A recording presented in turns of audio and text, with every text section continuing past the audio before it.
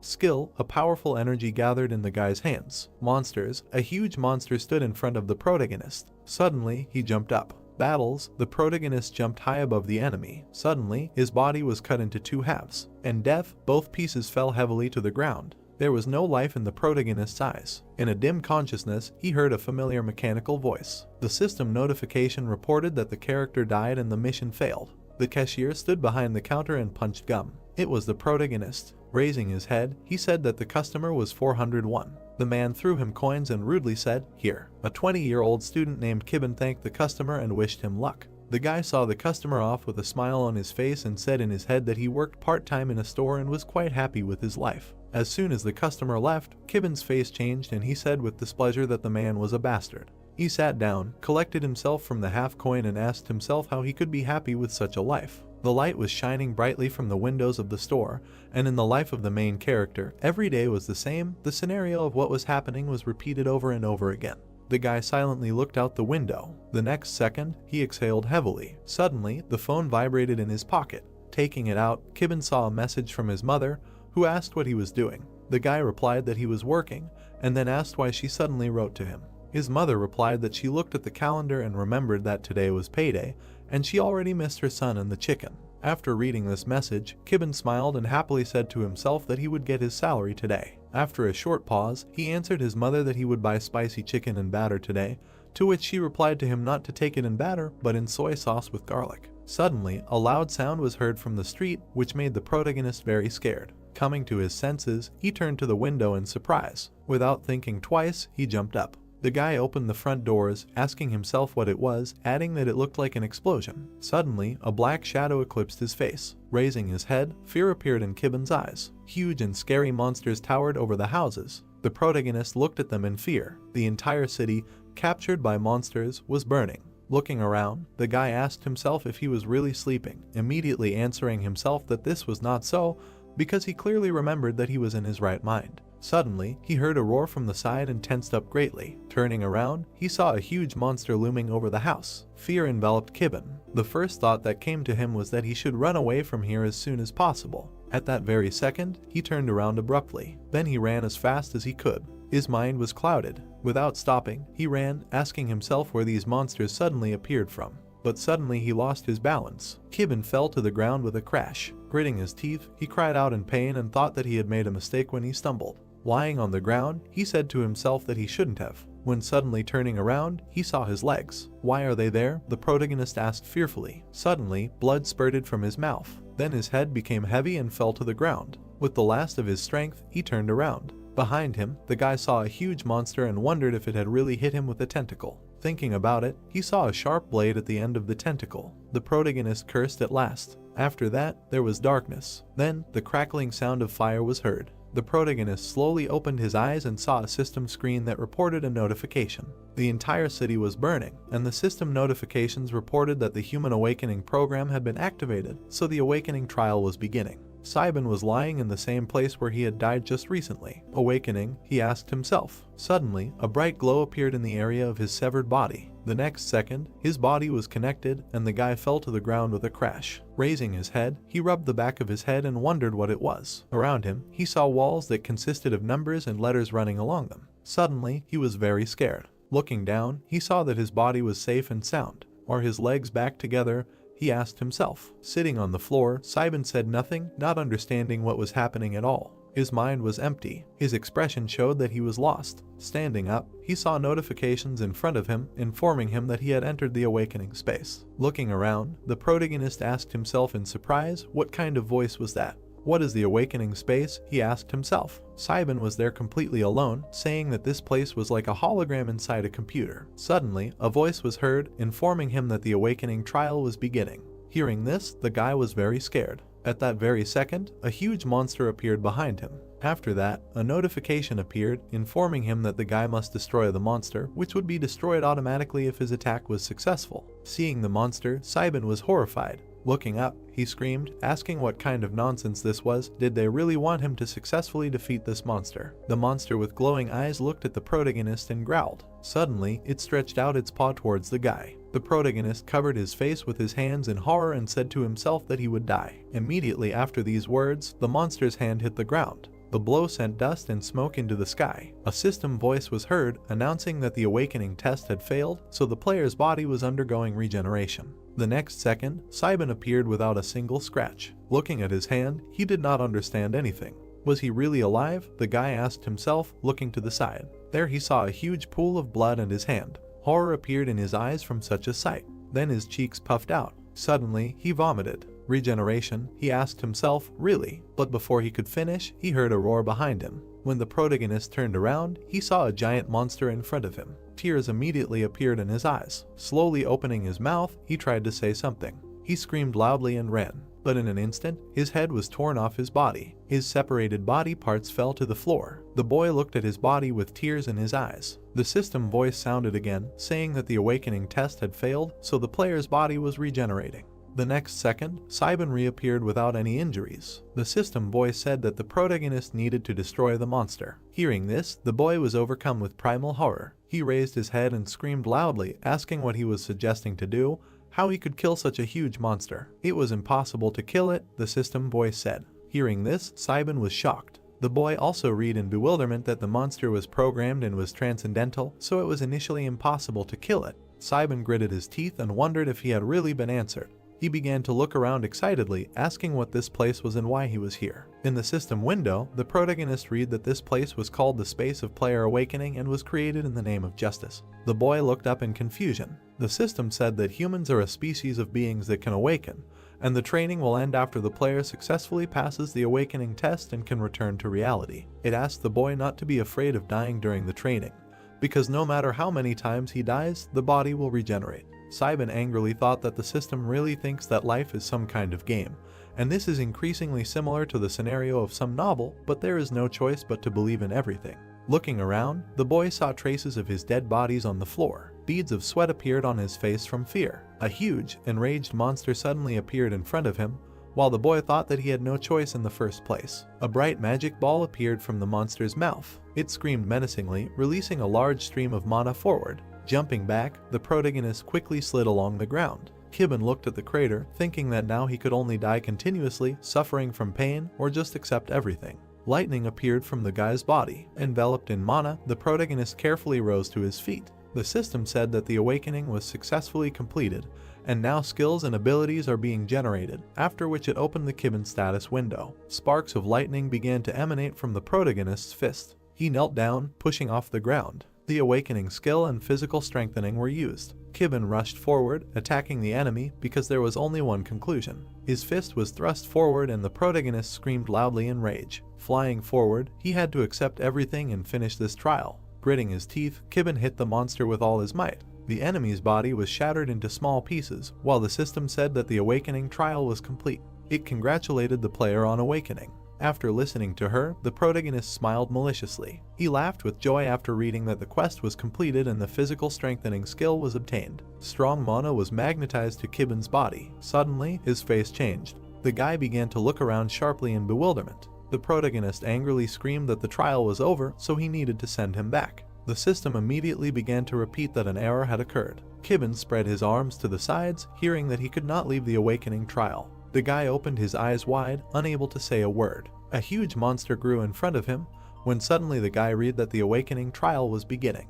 The protagonist took a step back in fear, wondering what kind of nonsense this was. The monster quickly hit the ground. Cybin wondered if he couldn't leave the trial. His body regenerated and appeared next to a bloody trail. The guy smiled nervously. Clenching his hands into fists, he screamed, "What kind of nonsense?" The monster hit him again, tearing his body apart. Cybin thought that this was some kind of bug in game terms. Because of this bug, his character was stuck in the trial forever. After some time, the protagonist sat on the ground, thinking that he was constantly dying but reviving, and so a week, a month, and then a year passed. With a crazy look, the guy thought that with each passing day he was losing more and more sanity because his body was regenerating, but his mind was not. The system said that Cybin's health points had been increased, so he needed to change the backup data. A status window opened in front of the protagonist, in which he looked at his characteristics. He screamed loudly, did his HP increase? The system explained that the HP was increased by repeated attacks. Kibben wondered if it was because of him that the backup data was changed. He raised his head up with hope and asked if the error was fixed then. The system suddenly said that the error was not fixed, so the protagonist would never be able to leave this place. A drop of sweat appeared on the guy's face. The monster abruptly slapped its paw on the ground. Time began to flow again. 2 years, 3, 4. Kibben tried his best to run and resisted the monster in the test. In this way, he began to greatly improve his abilities. The protagonist's body was torn apart again, and everything made no sense. Drops of blood spurted out of his mouth, and the memories of the first day constantly visited his thoughts, so the guy stopped resisting. The 10th year. Looking down, Kibben asked what was happening on the ground. The system replied that there had been no major changes, and the time difference between the world and this place was significant, as 10 years in the trial meant about 12 Earth days. The protagonist remained silent. He clenched his teeth in anger. The guy remembered his mother's messages on his payday. Looking down at his hands, Kibben said in frustration that he should have bought some chicken. The monster hit him again with all his might. 500 years had passed. Sitting on the floor, the guy thought that he had lost everything, namely his family and friends. He was tormented by only one question. Perplexed, Kibben repeated, asking why him. The monster standing next to him growled menacingly. He quickly began to lower his paw down. A small distance separated them, while the guy asked why. He raised his hand up, knocking the monster away from himself. The protagonist turned away. He clenched his teeth hard. Kibben's face changed and he screamed furiously in anger, thinking what kind of awakening? Justice, player, because he didn't need answers to these questions. The guy sat down a little and thought about why the error happened to him.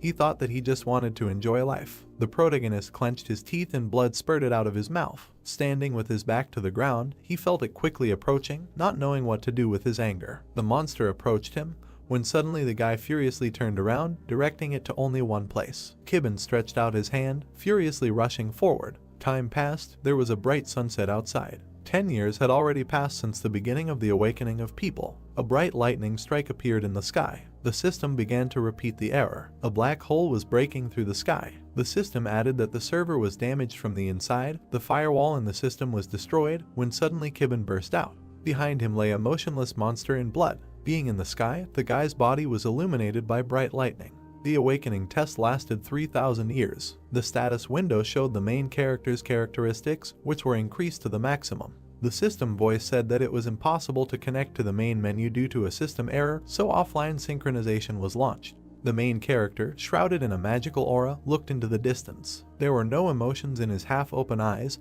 and he said to himself that he had thought about this every single day for the past 3,000 years. The guy remembered the messages from his mother on the day of the disaster and finished what he would do first if he managed to return to reality. The system voice reported that the system synchronization was successful, adding that 10 years had passed on Earth. The main character was flying over the city. A system window appeared in front of him, after which he asked the system where his mother was. After a short pause, a red cross appeared, and the system replied that it was impossible to determine the location since the function is not available in offline mode. Hearing this, the guy exhaled heavily. Everything is always useless, he said discontentedly. The sun was slowly setting, coloring the sun, while Kibben said that they needed to go home.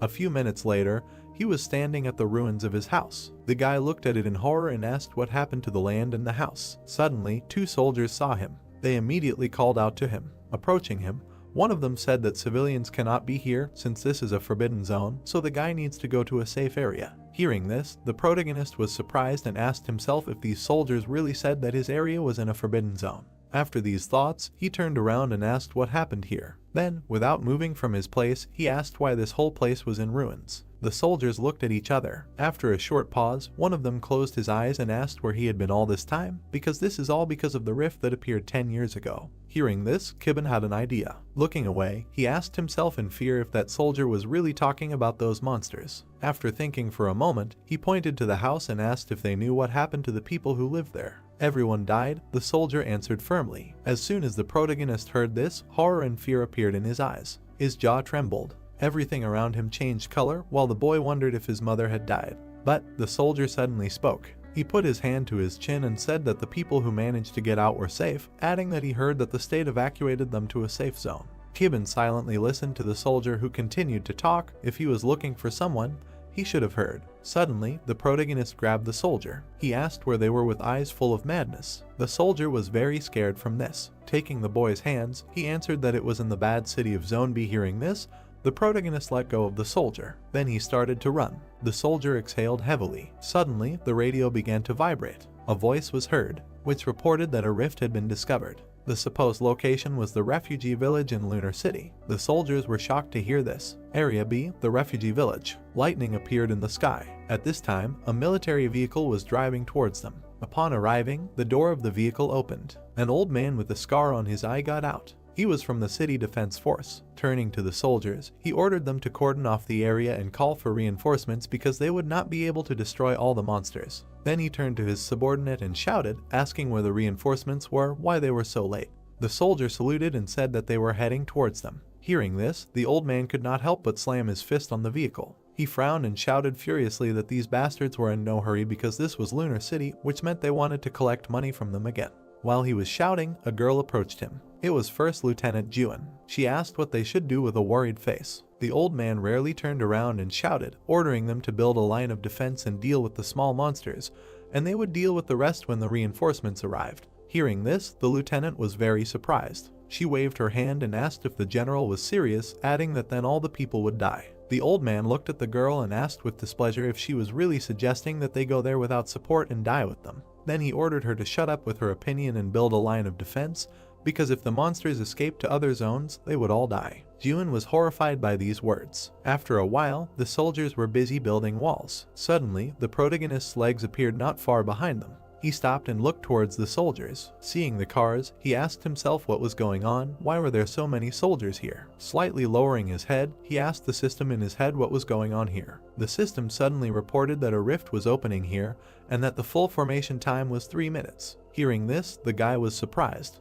He immediately remembered the monsters that appeared on the day of the disaster and asked himself if they would really appear here. He clenched his teeth in rage. Cyber realized that his mother was in danger. He stepped towards the soldiers. The soldiers immediately left him and said that there was a rift there. The soldier put his hand on Kibben's shoulder and asked him to go to a safe place. The protagonist pushed him away, quickly walking forward, which the soldier was very surprised by. The guy stood between the soldiers and pushed them to the sides. They looked at the guy in front of them in shock. The leader shouted loudly, asking what they were doing and how they allowed a civilian into the cordoned area, when suddenly Juan turned to the side in shock. The soldiers abruptly raised their guns up, pointing them at the guy. He calmly stood in the center. The protagonist covered his face with his hair. Menacingly, he ordered the soldiers to get lost. Beads of sweat appeared on their faces in fear. Kibben quickly walked forward. Juan screamed loudly, asking what was happening and why the guy was not stopped. The soldiers fell down in horror. One of them whispered, "Player," after which the girl turned to him. The guy added that this person was a player. Lightning suddenly appeared high in the sky. A strong rupture occurred, opening a portal.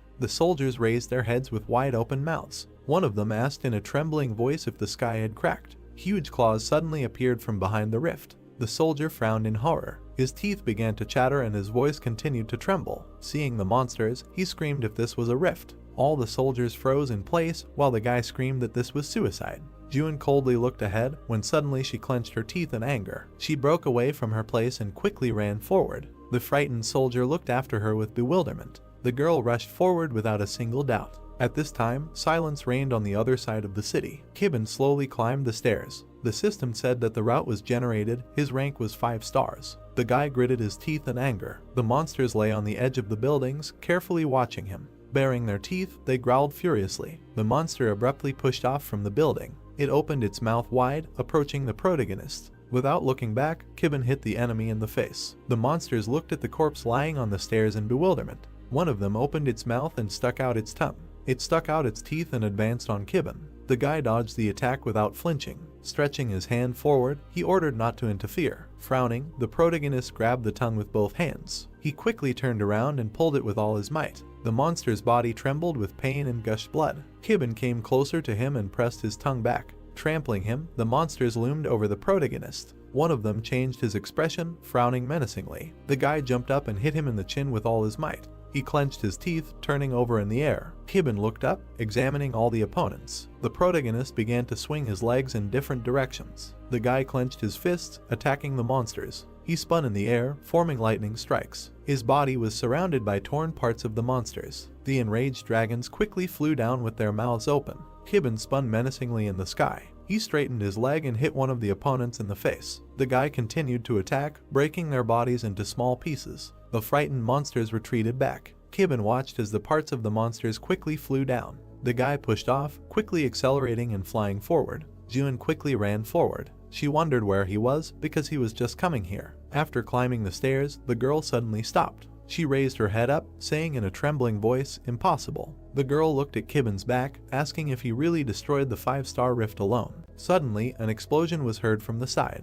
A huge monster stood above the houses, roaring loudly. Shock suddenly appeared in his eyes. He saw his dead relatives. His eyes were covered with rage. He leaned towards the protagonist, screaming furiously. At this time, the system informed Kibben that the leader had been found. The guy heard this and looked at the monster. The system again said that the rift would be closed after it was destroyed. The protagonist's eyes were full of hatred and anger. He turned to face the enemy. Without a drop of fear or doubt, the guy walked towards the monster. The monster looked at him, showing a terrifying aura. But the protagonist did not stop and showed his aura in response. From his expression, it was clear that he would never lose. At this time, under the influence of a powerful aura, the soldier fell to his knees. June was shaking with fear. She looked at the huge roaring monster and said that it was a Class 5 leader. Suddenly, she turned around and saw people. They were all terrified, and the girl realized that they were survivors. While the monster was distracted, the lieutenant realized that it was now or never that she had to save them. After these thoughts, she stood up and shouted at the people to save themselves.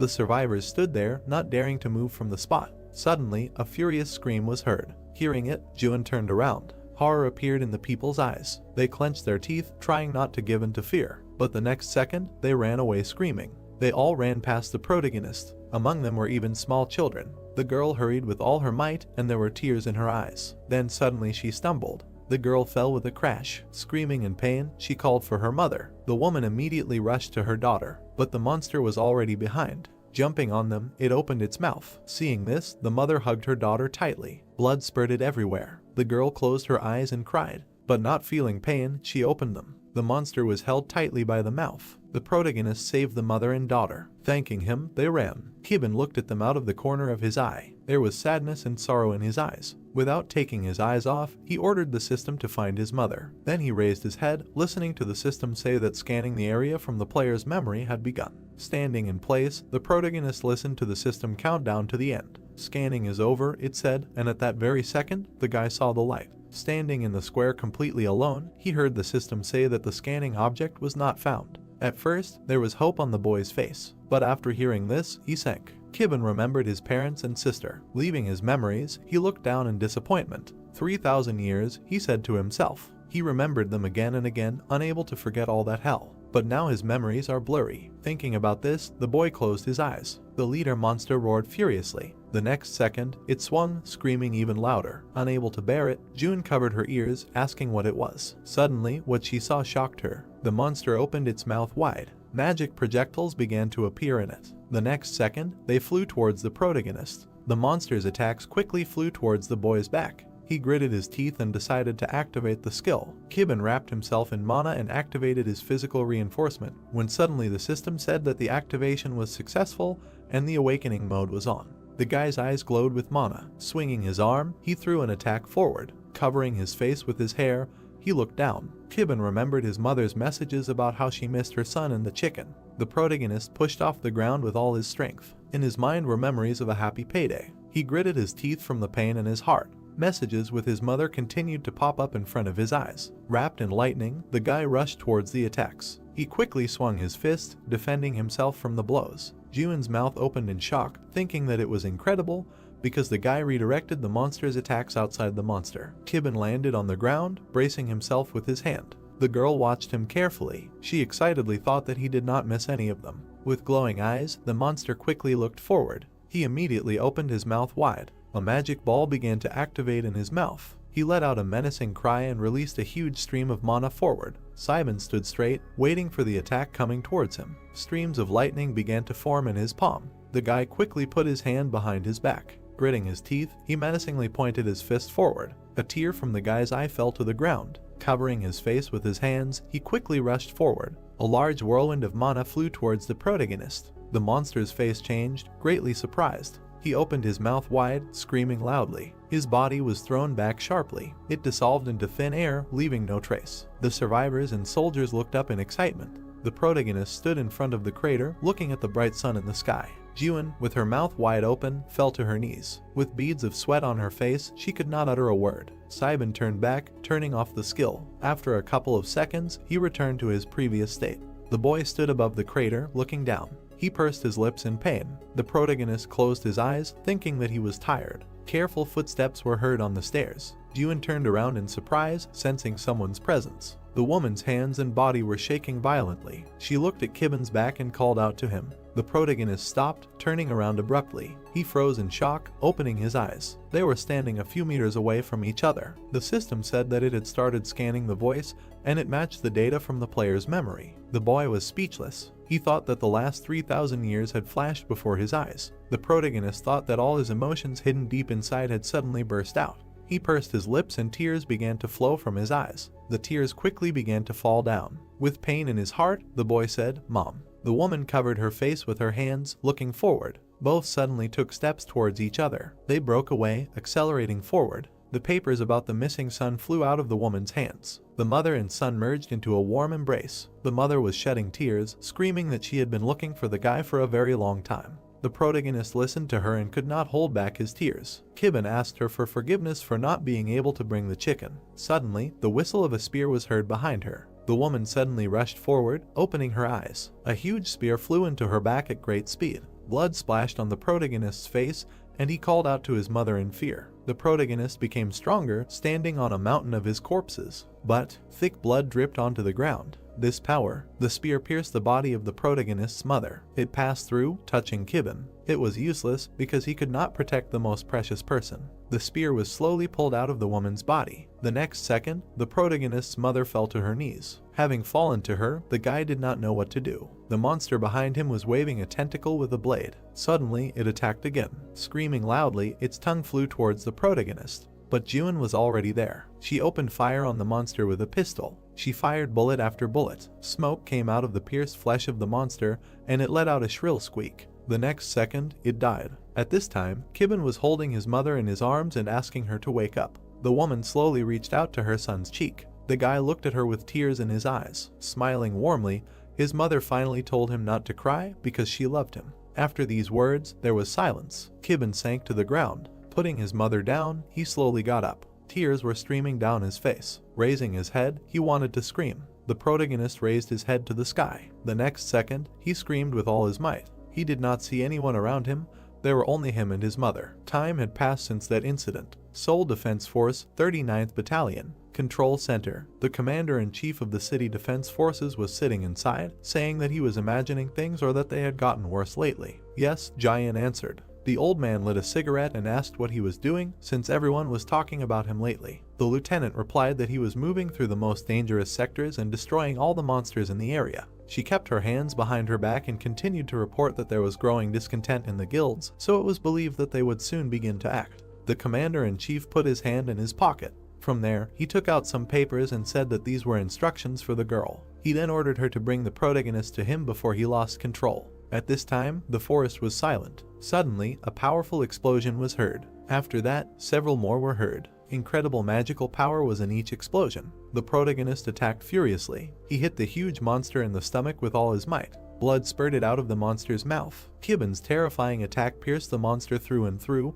destroying it. Then the guy turned around abruptly. He immediately rushed to attack another monster. In an instant, the protagonist delivered a powerful uppercut. An explosion was heard, stronger than all the others. Smoke and dust covered everything. A minute later, the monster's blood was dripping onto the ground. Kibben held the monster's severed head in his hands. His kin, seeing the death of their comrade, screamed furiously. Then the guy released the monster's head. It splashed onto the ground. A huge army of monsters rushed to attack. At their head was a monster several times larger than the others. The guy took a weapon out of the monster's head. Raising his sword, he stood in a stance. Without moving, he ordered the system to activate the physical strengthening skill. The protagonist took on a form and looked forward menacingly, while the system said that the first level awakening had been activated. The guy carefully extended his hand forward. He released a huge stream of mana, after which the system reported that all the monsters were destroyed and the cleansing was successfully completed. It was pouring rain outside. Kibben was sitting alone on the edge of a cobblestone. Cold drops of rain were running down his face. An umbrella suddenly appeared above his head. The guy coldly looked up. He noticed a girl in front of him. June said with a smile on her face that she had been watching the protagonist and then introduced herself. She added that they had met before, but this was not the best time to get acquainted. Kibin remained silent, looking down. The girl pursed her lips, looking at him pitifully. She said that she understood his feelings because he was trying to destroy all the monsters and rifts. The girl said that it was pointless because as soon as time passed, the rifts would start appearing again. With understanding, she added that the guy was just trying to throw out his anger. June continued to hold the umbrella over him. Kibin asked if that was really why he had to stop. The boy interrupted the girl and said 3,000 years. After a short silence, he added that his bones were broken and his flesh was torn apart every day, and he returned after an eternity in that nightmare. He stood up menacingly, saying that even when his body was cut into pieces and turned into dust, he continued to be reborn in that hell and also endured in order to find himself again in the place where he belongs,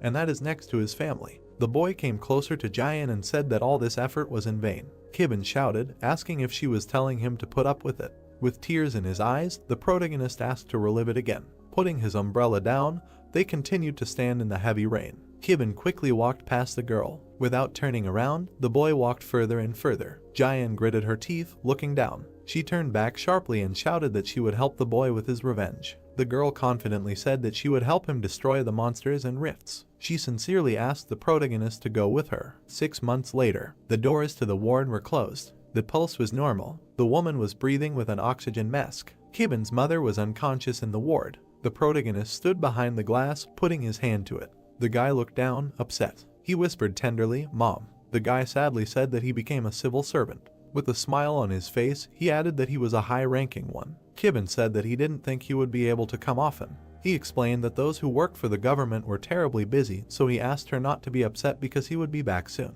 The woman continued to lie on the bed without moving. The guy said softly that it was time for him to go. Slowly, he released his hand from the glass. The protagonist turned around and walked forward importantly. He approached the sensor and put his finger on it. The door suddenly swung open and he walked inside. The employees stood in a row in front of him, putting their hands to their heads. The guys on the other side were standing in the same way. They cleared the way for the protagonist. Kibin immediately loosened the tie on his neck. He walked forward quickly. His leg began to be enveloped in mana. A black suit appeared on his body. The guy's hair suddenly began to turn white. The protagonist stood up straight, putting on a tight suit. He looked ahead and firmly said that they were moving out. Angry crows and owls were flying in the mountains. Kibin came closer, raising his head up. Once in the air, the leader of the birds appeared in front of him. The raven opened its mouth menacingly, looking forward. The protagonist spread his arms out to the sides, emitting a strong flow of mana. Enveloped in magic, the guy continued to float in the air. He looked menacingly forward from under his brows. A bar. The news was on TV, in which a man said that the government had officially announced that the work of the Shield Guild and the defense service of the capital region was finished. There was only one person in the bar. The man was drinking whiskey with ice. He quickly drank the drink in a few seconds. Then he put the glass on the table. Suddenly, he asked what he was doing here. A man in a suit sat down next to him. He smiled and replied that he was here to drink the same thing as the captain of the Scout Guild Chiel. The man in the hat lowered his head. After a short pause, he picked up his hat. Taking off his hat, he said, "Get to the point." While Chiel drank whiskey, his companion said that this is why he values him so much, and then asked if he had heard of him. He continued to speak with a smile on his face. The source of the recent commotion, he was talking about it. Hearing this, Chiel stopped the glass of whiskey at his mouth. The man on the news reported that experts say that this is due to the recent destruction of the rift. Most likely, the state has found a way to destroy the rifts themselves. The man put his hands in his pockets and said that he is like a thorn and an obvious problem for their business. Chiel put the glass on the table. Looking down, he asked if he should eliminate him. Hearing this, the man leaned towards the captain and asked if he could not talk about such terrible things, adding that every time he talks about something, the conversation always ends in murder. Having said this, he handed the paper to the interlocutor. He looked at him out of the corner of his eye and said that they had orders, after which he ordered him to find him and recruit him, and also offer him to become a captain. Hearing this, Chiel turned to the man, but he closed his mouth and remained silent. After a short pause, he began to leave, saying that he understood everything, and the man looked at him in surprise and asked if he was really leaving. He had not even finished his drink. Opening the door, the captain said that he had already finished. When he left, the man looked after him. There was an unfinished glass of whiskey on the table. At this time, a 5th-class rift called the Monstrous Bird's Nest opened in the forest. Many monsters were flying through the air. A portal suddenly opened on the cliff. The main character appeared from there. The other players followed him. They stood on the edge of the cliff. There was no emotion in his eyes. The system suddenly informed him that he was in the rift zone.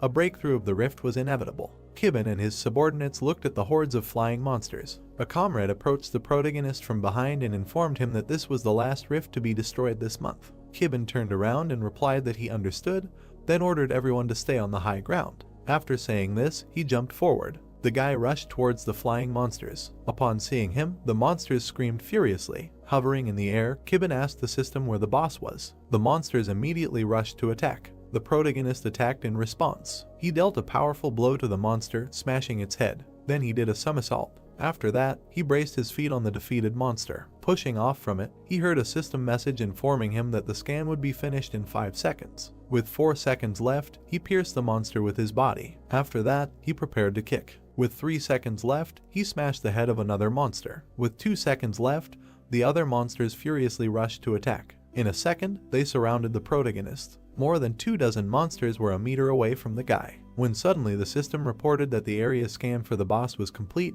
its location was 12.5 kilometers to the southeast. Hearing this, Kibben released a bright flash from himself, destroying all the monsters around him. His hair turned white. His body was enveloped in an immeasurably powerful aura. The system reported that the awakening mode was turned on. The guy's eyes were filled with hatred and anger. The next moment, he took off. Without a drop of fear or doubt, he aimed at the boss. During the flight, he left an energy trail behind him. After a few seconds, he stopped. The system told him that Kibben had reached the boss, so the navigation function was disabled. Hearing this, the guy raised his head. In front of him, he saw a huge monster. It was the boss monstrous albatross bird. The protagonist looked at him with hatred in his eyes. At this time, a guy was looking through binoculars. It was one of Kibben's comrades. Their comrade turned around and asked how things were going. Watching the protagonist's battle with the boss through binoculars, the player replied that they would be done soon because Saiban was devastating. Hearing this, the other players began to look at each other and say that their captain was the only monster. After receiving the report, the vice captain approached his comrades and said that they would be moving out soon, so everyone should restore the spiritual stones and leave no one behind.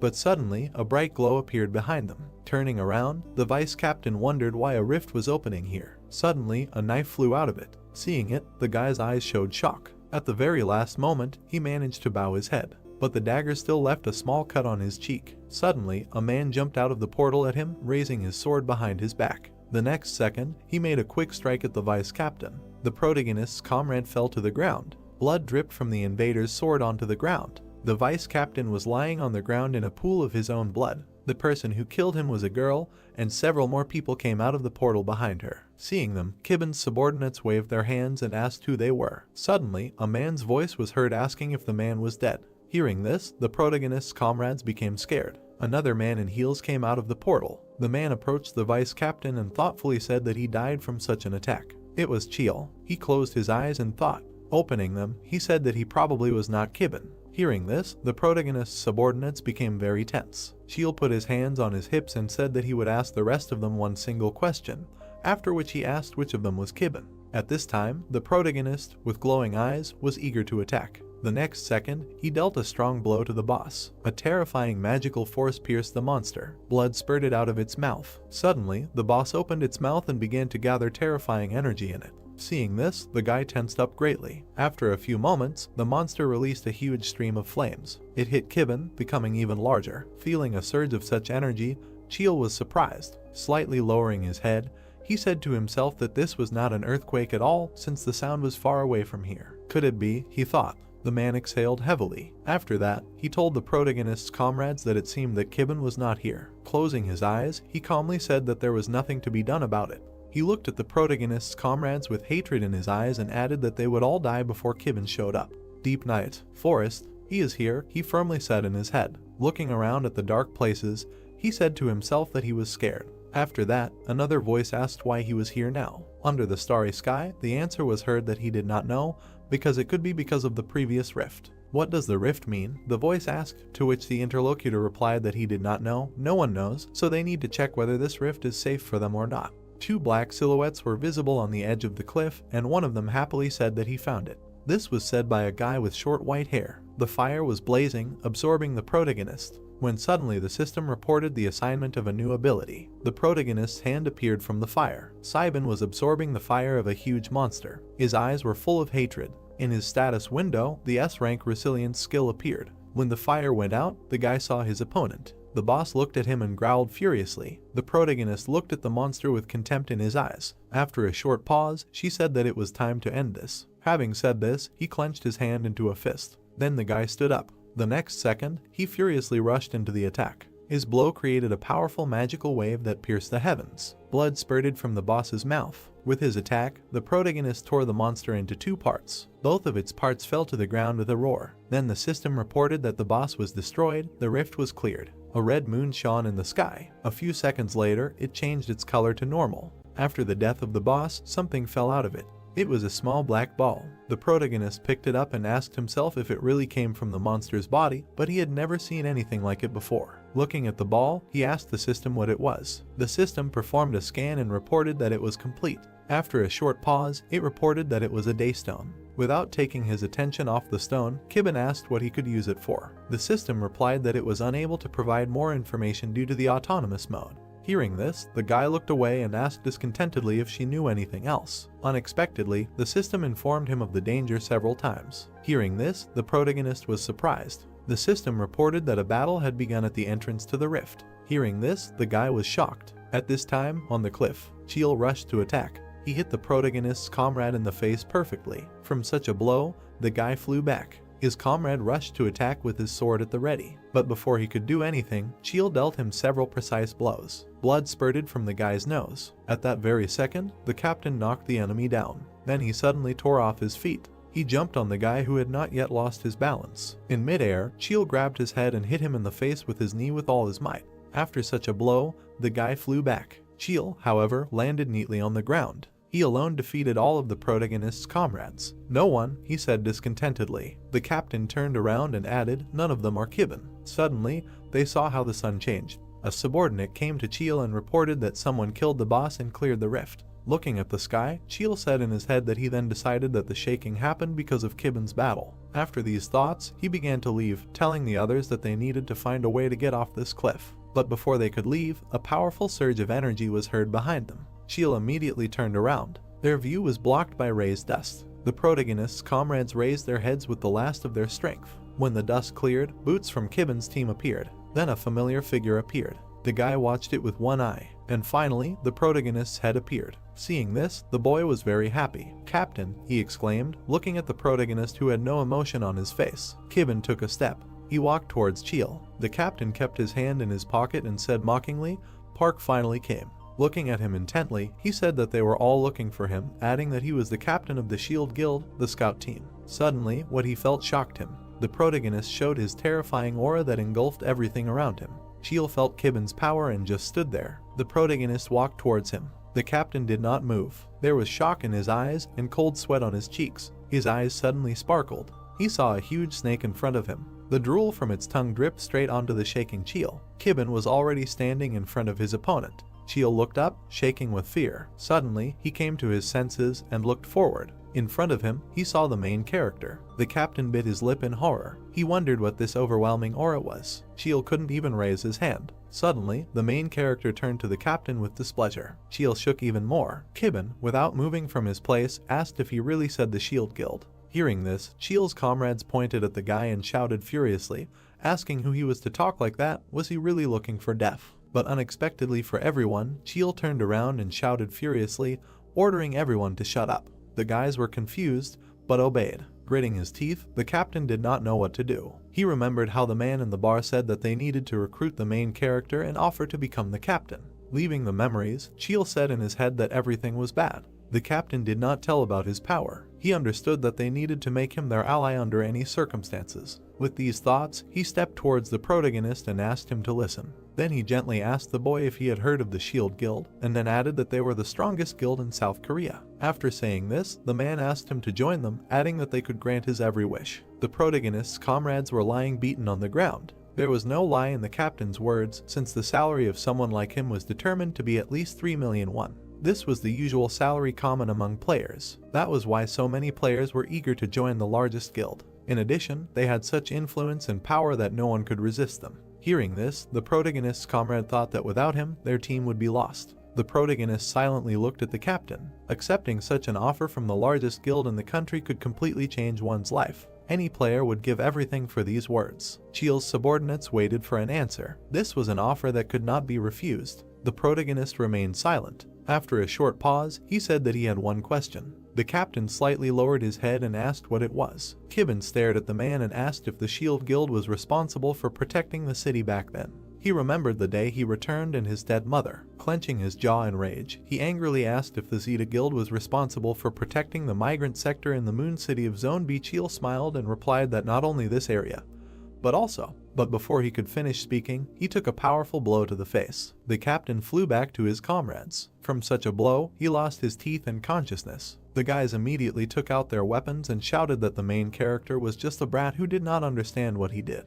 Then Kibben asked if they really did not understand. He explained with a dissatisfied face that this was payment for his people. His eyes filled with anger, after which he said that this did not compare to how he really felt. There was a red cross on the white shield. The Shield Guild is the strongest guild in South Korea. They protect the capital and surrounding regions from high-ranking rifts. They are the shield of South Korea. Giant monsters surrounded the tall buildings of the city. The creature's body was cut into small pieces. The monster opened its mouth wide, falling down. The hero stood in front of a group of people with a flag in his hand. The flag had a shield with a red cross on it. The guild has 5,000 people, including 3 S-rank players. The man's silhouette was dark against the bright light. The man opened his mouth wide, saying that he never imagined that on Earth he only brought elite guild members with him. The guy wiped his feet on them as if they were dirty rags. Moreover, the hero looks like nothing happened. The guy punched one of the people attacking him in the face. The hero kicked the man in the face. He swung his hand, delivering a punch. The people in brown cloaks were lifted into the air. 3 people were thrown to the side, flipping in the air. Several more people were thrown to the other side.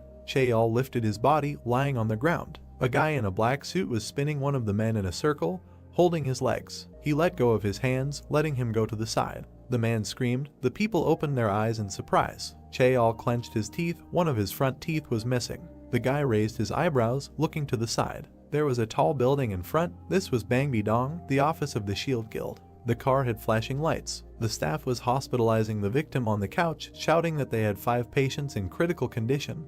One of them had internal bleeding. The doctors asked to urgently prepare the operating room. The man stopped. He put a cigarette in his teeth, saying that this is why he asked the man to do everything peacefully. The doctor turned his head to greet the director. The man closed his eyes, saying that this evening was not very kind. He needed to talk to Captain Chaeol, so he asked to leave them alone. The man was lying on the bed. The doctor noticed that the captain was still unconscious. The director came closer, saying that he would think of something, so he asked them to leave the room. The man reached into his inside pocket, asking the captain to look at himself, all painted in blue and black. He picked up an unusual syringe in his hand, saying that he still needed to find out what happened there. The director injected it into Chaeol's chest. He pressed the button on top. The captain began to move his fingers. The man's body convulsed from the bed. Chaeol opened his eyes wide, rising from his seat. The man opened his mouth wide and breathed heavily. The director looked at him, saying that he looked terrible. He asked if the man was still the famous Captain Chaeol that he knew. The man looked at the director in surprise. He looked down, asking for his forgiveness. The director sat down on the next bed.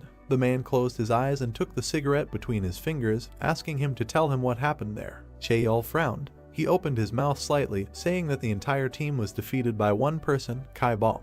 The director frowned. The man removed the cigarette from his mouth, asking if the guy was really that strong. The captain gritted his teeth, saying that he was. His strength was immeasurable. The director closed his eyes. He thought that it looked like the captain was admitting his defeat and apologizing to his opponent. The man opened his mouth slightly, saying he had one question. He pointed at the captain with his cigarette, asking how the boy would act against the guild masters. Chaeol looked at him, saying it was obvious. The man pursed his lips nervously. 2 male images appeared. Captain Chaeol couldn't give an exact answer. Kibben, the master of the Shield Guild, these 2 were beings beyond his understanding. A short man wouldn't see what was behind a wall if he stood in front of it. Chaeol was in a different category. The captain clenched his hand into a fist, saying he couldn't answer that question.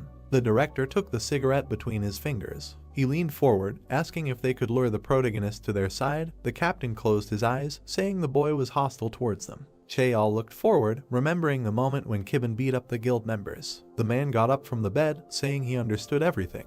The director headed towards the exit, saying that the captain needed to get a good rest since he had woken him up using medicine, so he would feel unwell. Chaeol looked after him, saying that he understood. The man left the room, lighting a cigarette. He raised his lip nervously, saying that they needed to cooperate with the protagonist before the other guilds suggested it to him. The director held the phone in his hand. The man brought it to his ear, introducing himself and saying that they needed to send the assassin to the vice master. The protagonist frowned, holding the phone to his ear. The director walked down the hospital corridor, saying that if they couldn't get him, they should get rid of him, then the guy wouldn't stand in their way. The man smiled, holding a cigarette in his mouth. The shore was washed by blue waves. It was a fourth-rank rift, a bottomless beach. A giant crab raised its claws. A bright stream of light cut through its body. The protagonist clenched his hand into a fist. Kibben opened his mouth, addressing the system and saying that he had a question. The system said that he could ask anything. Air bubbles appeared in the water. A giant black monster rose from the depths of the water behind the guy. It opened its mouth wide. Kibben raised his fist to strike. He put it forward. A bright stream of light appeared behind his body. The giant creature fell apart into small pieces. The guy froze among the falling parts of the monster's body. Kibben froze, asking to tell him more about the Daystone. The system reported that the request was accepted. The Daystone is a black sphere that the hero picked up before. The guy remembered himself with an object in his hand, saying that he knew this. He was interested in whether the system knew anything else. The system reported that it was impossible to find more information in the offline module, so it cleared the Daystone. The protagonist waved his hand, asking it to forget about it. Kibben opened his eyes wide. He raised his head, asking if she really purified the Daystone. The hero reached into his pocket. The boy widened his eyes, looking at the bright sphere in his hand and asking why she did that. Cybin froze in place. The system reported that when absorbing the Daystone, two effects can appear. The first, increasing the level of the system, and the second, access to the source of the rifts. The hero tightly clutched the sphere in his hand. Cybin widened his eyes, looking at the object in his hand. The protagonist frowned, thinking about the source of the rifts. He allowed the system to absorb the stone. Blue waves washed over the sand. The system reported that the absorption of the Daystone began.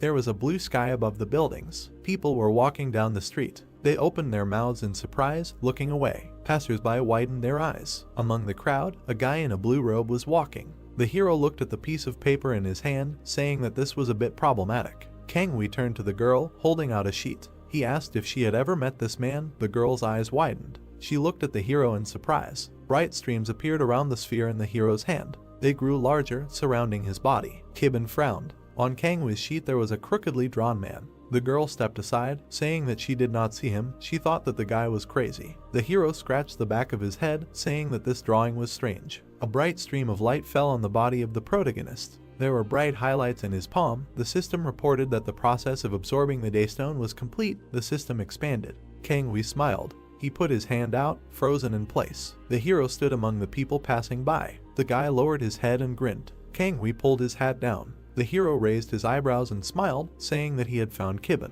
The system reported that new features had been added: human analysis and expression of emotions. The protagonist raised his eyebrows in surprise. The guy looked up, asking how the human analysis skill differed from human search. The system reported that it allowed him to find out additional information, including height, weight, date of birth, and if the object was a player, then his profile could be additionally checked. Blue particles flew across the sky. Kibben thoughtfully rubbed his chin, saying that it was interesting, at least some benefit. He asked what the expression of emotions was. The system showed a satisfied smiley. The guy folded his arms across his chest. White clouds floated across the sky. The hero asked if that was all. The system answered, yes. The protagonist landed on the roof of the building. He lowered his head, telling the system to deactivate the skill. His hair began to darken. The guy's clothes changed to a business suit. The hero opened the door, asking the system to find the nearest bus stop from which he could leave. The guy was walking down the stairs. The system reported that a route of 1.5 kilometers from this location to the bus stop was laid out. The protagonist went outside, thinking about the length of the distance. The system asked if Kibben preferred to walk or fly. The guy's eyes widened. The protagonist frowned, thinking that the system asked him a question because of the new expansion. Kibben closed his eyes, remembering an adult man and saying that Lieutenant Colonel asked him not to fly. He said that the protagonist was creating chaos among the Air Force. The system showed a surprised smiley. There was a scarlet sunset above the city. The protagonist noticed that these emotions were strange. The system showed him a sad smiley. The guy asked to forget about it. The guy was walking along a busy street, thinking about something of his own. He frowned and looked back, wondering who this person was who was chasing him. Kangwee was standing among the crowd of people on the street. Kibben's eyes widened, thinking that it was someone from the Shield Guild, but he decided that something was wrong with the guy. The protagonist continued to move forward, thinking that he did not feel hostility from him. The guy looked to the side, thinking that this was a great opportunity to try out a new ability.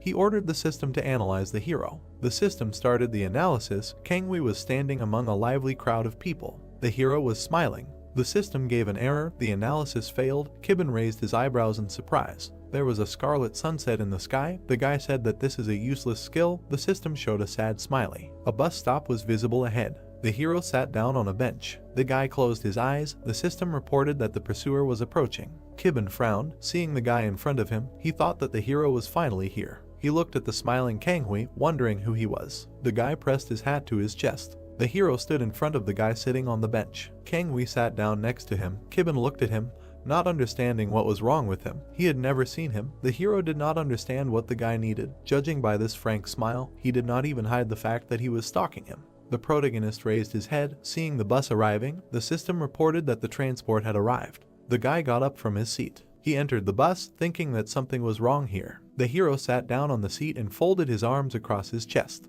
Kibben noticed that Kangui had disappeared from the bench. The hero did not understand where he had gone. The guy sat next to him, clutching his hat to his chest. The protagonist's mouth fell open. The bus moved forward on the road. Kibben, 3,020 years old, was shocked for the first time since he escaped from the awakening zone. A hissing sound was heard. The snake opened its red eye wide. The giant red snake wriggled, sticking out its tongue. It was a swamp snake. Its body was intertwined with another giant snake. A large sword was stuck into the ground. The cloak fluttered in the wind. The hero held the hilt of the weapon in his palm. There was a large scar on the guy's face. The giant swamp snake wriggled, approaching him. The hero pulled the tip of the sword out of the ground. Taram grabbed the sword with both hands and swung. The snake hissed, opening its mouth wide. The hero gritted his teeth, looking forward. The guy swung, cutting through the open mouth of the swamp snake, leaving a bright mark in space. A stream of energy moved forward, cutting the body of the giant red snake. Two snake heads appeared next to Taram, their mouths wide open. The hero swung his sword. The boy gritted his teeth and frowned. He swung, cutting through the body of the giant snake. Behind him, the huge snake opened its mouth, preparing to swallow the hero. The snake slammed its mouth shut, raising streams of dust into the air. Its eye was wide open. Something caught the snake's attention. It looked to the side. The body of the giant snake was cut from the inside. The boy came out of it. The hero took a few steps forward. Small pieces of the snake's body fell from the sky. Taram put the sword on his shoulder. The hero frowned, looking to the side. He tightly gripped the hilt of the sword. The boy threw the sword to the side. Streams of raised dust rose into the air. Taram leaned over, looking forward. The boy opened his mouth, telling him to come out. Streams of raised dust began to dissipate. The man was standing by the trunk of a tree. James Lee smiled and leaned on his sword, telling the Vice Master that it was close. Taram frowned, looking at him. The hero belongs to the Shield Guild, the Emperor of the Sword. The boy looked at the director, saying that he was a coward as always. The man laughed, saying that the hero was nasty as always. James Lee smiled, saying that the poison of large snakes corrodes equipment, even if he is a liar master. He must remember that their condition is not rubber. Taram put the sword behind his back, telling him to stop talking idle and tell him why he came. The hero arched his eyebrows, saying that he ordered him not to come to him unless it was urgent. The director picked up a cigarette, asking if he didn't get the message. Then he realized that the hero really lived in the dungeons. James Lee took a cigarette in his mouth, saying that he needed to eliminate someone. Taram's hair was fluttering in the wind. He turned his leg. The hero turned around, saying that he was not interested. The man should give this matter to the scout team. The director exhaled smoke. He smiled, saying that he had already done it, but they did not leave a scratch on the guy. He destroyed them. Taram's eyes widened. The scout team is a special force of the Shield Guild that only encounters players. They are talented fighters that the guild raises with special care. They are trained by the best masters of the guild.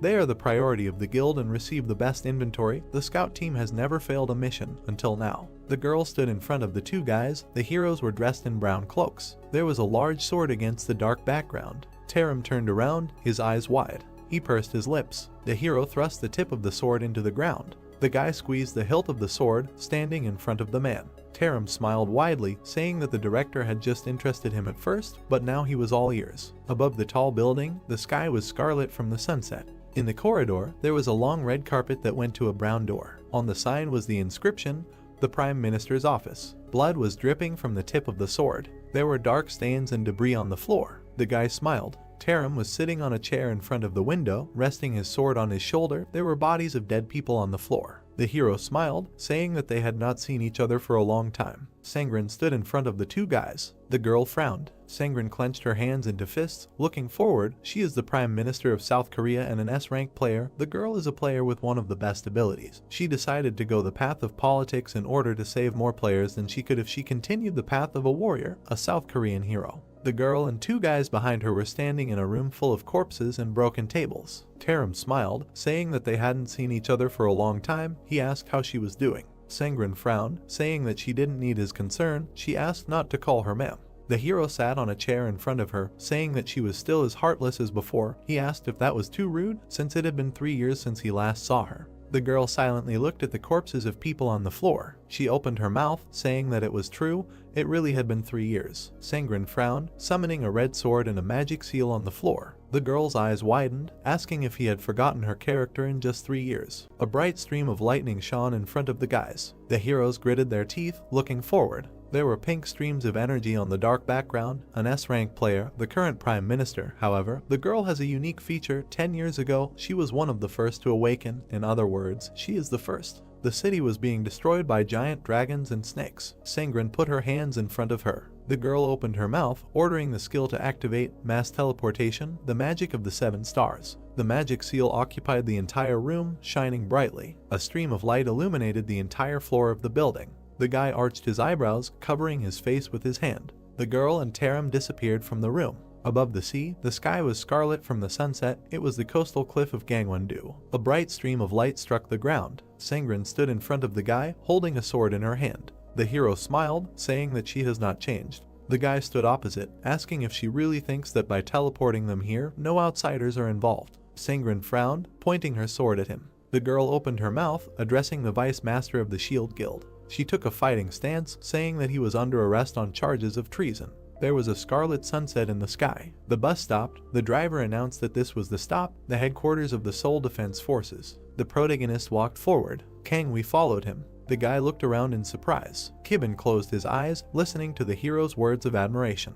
The military at the entrance greeted the protagonist, raising his hand to his head. One of them widened his eyes, looking at the guy behind the hero. The military opened his mouth, asking if this was his brother. Kibin put his hands in his pockets, saying that he did not know him. The guy stopped Kangwi.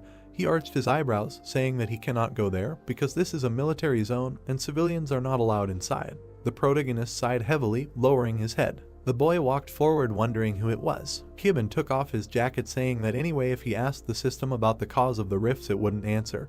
He wondered if he should collect more daystones and absorb them because it might make the system smarter than it is now. The protagonist froze in place, looking at the sphere in his hand. The system reported that information about the cause of the rifts might be available. The boy gripped the daystone tightly. Kibin pulled his tie down. The protagonist took off his shirt, looking down. He looked out the window, seeing Kangwi huddled under a bowler hat. The boy took off his pants, looking at the protagonist in the window. The military ran up to the building, saying that they needed to catch Kangwi. The boy jumped off the window and ran forward with a smile on his face. Kibin sighed heavily, closing his eyes, saying that it was driving him crazy. There was a scarlet sunset in the sky. The military shouted after the boy, telling him to stop. A gust of strong wind swept over the green grass. Taram gritted his teeth, thrusting his sword forward. Sangren frowned, holding the weapon in front of her. The boy approached her, the swing of their swords leaving bright flashes in space. Their weapons crossed. Sangren bent her legs, trying to resist the onslaught of the giant sword. Taram opened his mouth, telling her to hand over Kibin to him.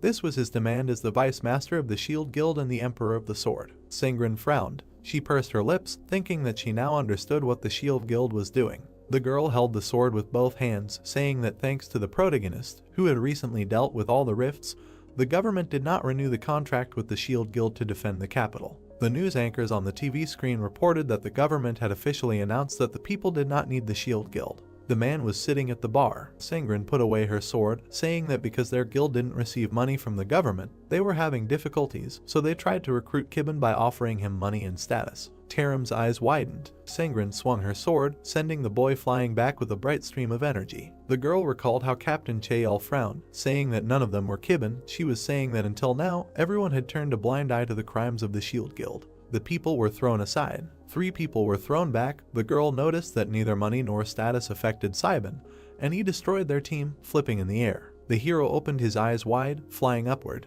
On the black background were blue streams of energy. Sangren said that this is why the only thing the Shield Guild can do now is kill Saiban. The boy presented a white shield with a red cross, saying that it would be a waste to kill a hero like Simon, but they have no choice if they want the government to renew their contract with them to protect the capital. Sengren frowned, saying that he made a terrible mistake when he decided to attack her. She asked if he thought that his threats would make her hand over Simon. The girl remembered looking at the corpses on the floor, saying that the boy also dared to attack her people. Taram opened his eyes wide, looking at the bright stream of energy. Sengren raised her hand and smiled, saying that the guy needs to be beaten up well. The girl snapped her fingers. Bright streams of energy rushed towards Taram's body. There was a scarlet sunset above the building. Kanghui was sitting tied up on the floor. The protagonist came out of the office, looking at him. The sign said, "Team Captain, Kibben." The guy asked if they really caught him. The heroes noticed that the young man was standing at his door.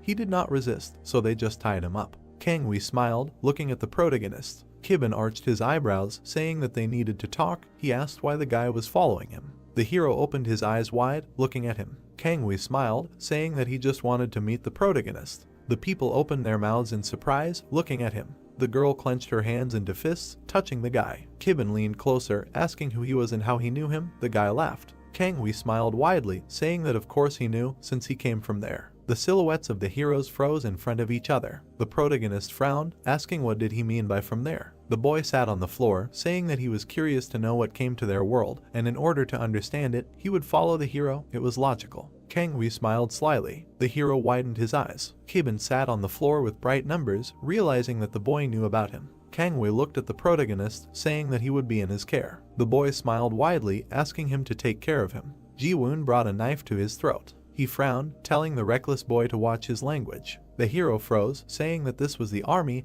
and not a place where he could just come. Kanghui widened his eyes, asking to be accepted into their ranks, then he too would be a soldier. Ji-woon widened his eyes, looking at him. The hero laughed. The boy looked at him in surprise. Ji-woon moved his lips, saying that he agreed. The heroes widened their eyes in surprise, looking at them. The boy put away his knife, saying that there is a rule if he wants to join their team. Ji-woon gritted his teeth and widened his eyes, saying that the boy must fight him. If he can win, then they will accept him as one of them. Kanghui widened his eyes and raised his eyebrows. The protagonist turned to the vice captain. Ji-woon turned to him, asking him not to stop him. The hero gritted his teeth, saying that he can't ignore this, even at his request. The boy looked away, saying that if he needs to defeat the hero in order to join the team, then everyone here is stronger than him. The girl and the boy laughed nervously, standing to the side. Ji-woon looked at them with displeasure. They looked away. The hero punched his palm, saying that it was true, he was the weakest here. Bright streams of energy shone above the ground. They reached for Taram's body. The hero gritted his teeth and thrust his sword forward. Taram swung, cutting through the streams of bright energy. Sengren frowned, looking at him. The boy smiled maliciously. He pressed his hand to his shoulder and lowered his head, asking if this meant that she would not give up Kibben. The hero thrust his hand in front of him with the precious stone. The girl's eyes widened, wondering if this was the stone of return. She rushed towards him, telling him to stop. Taram smiled, asking her to think about it. After all, one of the titles she defended was the strongest in Korea. The boy clenched his hand, breaking the stone. Sengren swung her sword, preparing to attack from above. The hero smiled, saying that he would be happy to see if she could protect those dear to her. Taram widened his eyes, looking at her. A bright stream of energy rushed into the sky. The girl stopped. Sengren raised her head. On the ground in front of her was a magic seal. Sengren gritted her teeth in displeasure and thought that her enemy was truly strong and that his resilience skill had undoubtedly reached rank S, remembering how Taram tried to hit her with a sword. The girl realized that he had a mythical class weapon, Dragon Tooth. Frowning in irritation, the woman realized that this was the most terrible opponent for Kibben. The setting sun painted the sky orange. The man cracked his knuckles, offering to begin. With his reddened eyes widening, he called himself the weakest member of the party. Rushing forward, the player wished death on the enemy. The fighter swung his fist. Kanghui raised his leg high, kicking his hand. The man's eyes widened in shock. The boy smiled innocently and asked if he had to defeat him to stay. The boy clenched his fist. He pointed it straight at his opponent's face. Looking up in fear, the player felt the difference in their strength. The fist rushed forward. The fighter noticed it in front of him. Someone raised a single finger. The protagonist was able to stop the duelist's fist with it. Kanghui raised his eyebrows in surprise, noticing this. Kibben looked at him attentively. The boy smiled and felt his body break out in cold sweat. The boy lowered his hand. Standing in front of the newcomer, the young man reminded them that he had never introduced himself. Closing his eyes, the player said his name. The guest smiled widely. Resolutely looking forward, the awakened one said his name. Raising his hand, the man wanted to say something, but the main one interrupted him and said that they were not rivals. Narrowing his eyes, Kibben explained that being aware of an opponent's abilities was a skill. The fighter frowned in frustration. He looked down in confusion. Frowning, the warrior said that he understood everything. The man clenched his fist. The boy turned around to look at him. The young man frowned sternly and said nothing. Kangwei looked at him and repeated his previous words about the enemy's abilities. Smiling happily, the boy asked if this phrase was addressed to him. Narrowing his eyes suspiciously, the player offered to fight him, noticing his interesting abilities. People watched their conversation from the sidelines. The awakened one replied that he had no choice and said that he had thought about it a lot. The main character asked what they were talking about. Frowning in disbelief, the guys realized that whoever decided to fight their leader would come to an end. The people in cloaks stood next to each other. The captain's team was a rift cleanup group. They had been next to their leader for half a year. Menacingly frowning, the man mentally called the newcomer stupid. Remembering how Kangwei kicked his hand, the fighter thought that their captain's strength was on a whole other level. Getting into a fighting stance, the boy suggested starting the fight. Putting his hands in his pockets, Kibben asked him to attack. The awakened one jumped up and ran forward. The boy easily dodged his blow. The guest gritted his teeth and swung his fist. The opponent's leg appeared in front of his face. The young man hit his opponent hard on the head. Frowning, he said that it was an imitation of his own blow in revenge for his subordinate.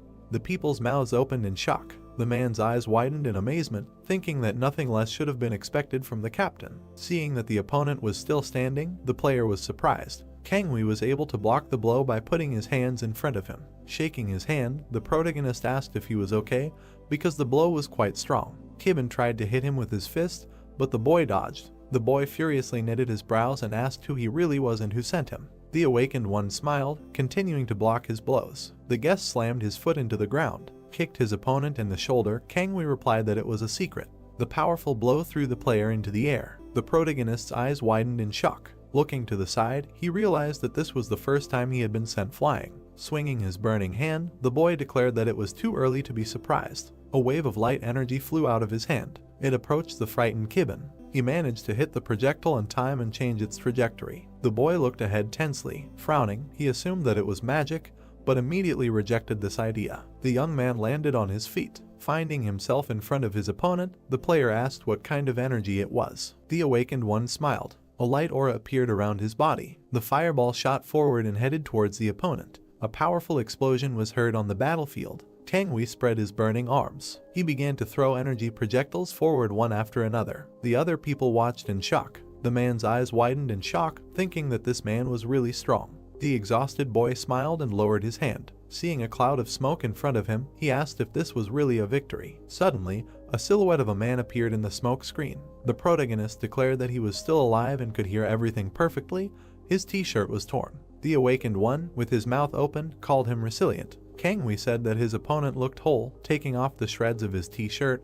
Kibben was indignant that his clothes were finished. The boy grinned and asked if this was all his opponent could do. The young man tensed his fingers and declared that it was his turn. Raising his hand, the boy decided to capitulate and said that he had done all he could. He said that the leader of the group proved to be a worthy opponent. The people frowned in confusion, wondering if the newbie was running away. Pointing a finger at the man, the awakened one reminded him that he had defeated him in battle and asked if he could stay here. Kangwei happily raised his hand and said that he would be very happy if the captain agreed. The player opened his mouth wide and said that he was not finished yet. The boy asked what that meant. At that moment, a fist flew into his face. His body flew high into the air. It fell a few meters away from the main character. Kibben took a step forward. Putting his hands in his pockets, he asked the newbie to unpack his things. The people stood silently by the craters from the explosion. They looked shocked. The awakened one was lying on the ground unconscious. He had just been named the youngest member of the group. A bloody sky hung over the mountains, the Ancient Guild Rift, the lair of the 8th class fire dragon. A man in a formal suit was shown on TV. The 8th grade was the highest of all existing. Regarding the faults, a lot of theories are being built, but there is one thing that all experts agree on. Taram grinned maliciously. If the fire dragon opened its eyes, then South Korea would be in such a critical situation that it had not been in since the time of Tanga. Having plunged the sword into the dragon's head, the former leader of the Shield Guild laughed. The baby dragon opened its mouth, accepting death from his weapon. Because of this, the monster woke up, a huge wing hanging over the city. Numerous explosions were heard in the sky. The reptile destroyed buildings, raising dust around itself. The monster spread its wings, standing on one of the streets. A fire ignited in its fanged mouth. A real catastrophe awaited people. About 10 minutes before the fire dragon woke up, the baby opened its mouth and wheezed. The beast tried to crawl forward. The people from the cleanup team were standing around him. Lighting a cigar, the director said that it was more difficult than one might think and concluded that the hatchling was still just a fire dragon. Taram stood next to him. Looking at his colleague from under his brows, the Sword Emperor suggested not to waste time and asked how to lure Kibben here. The man smiled and said that it was very simple. He sat down next to the reptile. Frowning angrily, the director said that they only needed to kill the monster and awaken its parent. Sitting in front of the monster's face, the man said that when the fire dragon woke up, the government would send out a special forces unit to save some time. Hearing that this team would be the Rift cleanup team, the vice chief of the Shield Guild opened his mouth in surprise. With a stern frown, Taram asked what they should do next when the enraged lizard appeared, even if they managed to deal with the player. The director put his hand in his pocket and explained that this was the main part of their plan. Taking out a metal sphere, the man said that they would seal the enemy with this thing. The Sword Emperor's eyes widened in amazement as he realized that it was a daylight stone. The monster laid its head on the ground, breathing heavily. Saudi Arabia had finished experimenting with the stone. The Vice Guild leader's pupils narrowed as the director said that this sphere could be used to put the fire dragon to sleep. Taram pierced the baby's neck with his sword. The reptile stuck out its tongue and trembled. The monster fell to the ground, unconscious. The Sword Emperor grinned and laughed. Without removing his sword from the monster, the Vice Guild leader burst out laughing. Raising his hand, he said that he liked it. The man shouted that he would wait for his enemy here. A huge fire dragon towered over the city. Children were playing on the playground under the supervision of their parents. A small boy stared at the sky. The teacher approached him and asked what had happened. The child asked her to look up. The girl looked up in surprise. The sky above the city had turned blood red. The tank treads began to move. Armored vehicles were driving along the road. A helicopter was flying over the buildings. The news started on TV. The presenter said that the sky had turned red and that this was not an exercise. Passers-by stared at the outdoor screen. They looked scared. The journalist said that all citizens should immediately evacuate to the nearest underground bunkers as instructed by the guide. Fighter jets soared into the sky. The news presenter repeated his words once more. Hearing that the government had declared martial law, the city's residents widened their eyes in horror. Confusion engulfed everyone. Monsters filled the streets of the city. Looking at the guest, the journalist said that the same thing had happened 10 years ago and introduced the viewers to a doctor of science from Seoul National University who studies faults. Taram spread his arms and declared that a real disaster had begun. There was a similar case in Russia. A radiation hazard sign appeared. People were watching the news through the window. The man explained that the Russians had given up on cleaning the rift and had barely managed to seal it by dropping nuclear bombs. This was only possible because this situation had occurred in Siberia, where no people lived. Hearing that such a scenario was impossible in Korea, the city's residents opened their mouths in fear. South Korea was plunged into chaos as if a helicopter was flying over the city 10 years ago. Sangren pursed her lips tensely. The Prime Minister frowned and was outraged by the actions of the Shield Guild. Looking at the employee, she ordered to immediately contact the National Intelligence Agency and find out where the Shield Guild was now. The girl frowned sternly and asked where the president was now. Frowning, the subordinate reported that he had been successfully evacuated to an underground bunker and that all powers had now been transferred to the Prime Minister. The woman put her hand to her temple, thinking that he had signed his own death warrant. The pilots were looking ahead. One of them, his mouth wide open, announced that they were approaching their target. The helicopter was approaching a huge dome, 3 kilometers away from the ancient rift. Sangren looked out the window. Her subordinates widened their eyes in surprise when the Prime Minister asked them to convey an urgent announcement to the commanders of each guild. Sitting in the recording studio, the news anchor asked if the government could do anything about the current situation. Karam assumed that the government staff would do it. Frowning menacingly, the girl ordered that all players whose level exceeded 100 be called. Bright lightning flashed across the dome. Someone stepped forward. The protagonist's cleansing team approached the dome. Looking sternly ahead, Kibben announced that they had arrived. His friend tensely pursed his lips. His whole body began to shake. His hands were shaking. Looking down, the man realized that this was not a good sign. Imagining the man being torn apart, the fighter assumed that their role was to pay with their lives. The boy with the mohawk, his eyes wide in fear, thought that they were sent on a suicide mission just to buy time. The heroes approached the dome closely. The government had gathered players with a rank above 100 so that they could hold out as long as possible, but passing through this place meant 100% death. With his mouth wide open, Kangwee was surprised at how huge this dome was. He jumped happily, realizing that this was the lair of a fire dragon. The other warriors watched his reaction in confusion. Their anxiety level was lowered. Looking at the jumping newbie, the hunter asked what they should do with him, because due to the urgency of the situation, he had not yet been added to the official lists. The guy replied that he could just follow them. Remembering their fight, the young man thought that maybe he could be of some use. Approaching the red dome, the player gave the order to enter. The people passed through the portal. The dome was covered with a white grate. The rift seemed to spit the uninvited guests back out. The man landed on his feet, while his comrades fell to the ground. Shocked, his eyes widened, the fighter wondered what was going on here. Looking at the shimmering edges of the dome, the warrior realized that they had just been thrown out of the rift. The protagonist turned around. There was no one behind him, all his comrades remained outside. Looking down, Kibben realized that this was the first time something like this had happened, and wondered if the Class 8 rift had always been like this. Pursing his lips, the boy decided that something was definitely wrong here, and that even he would have a hard time clearing this place. Suddenly, Kangui approached him. The boy asked how he managed to do this. His eyes widening with glitter, the boy asked what they were talking about, and the captain decided not to continue the conversation. Someone ran forward at a rapid pace, leaving behind traces. The unknown person ran down the street.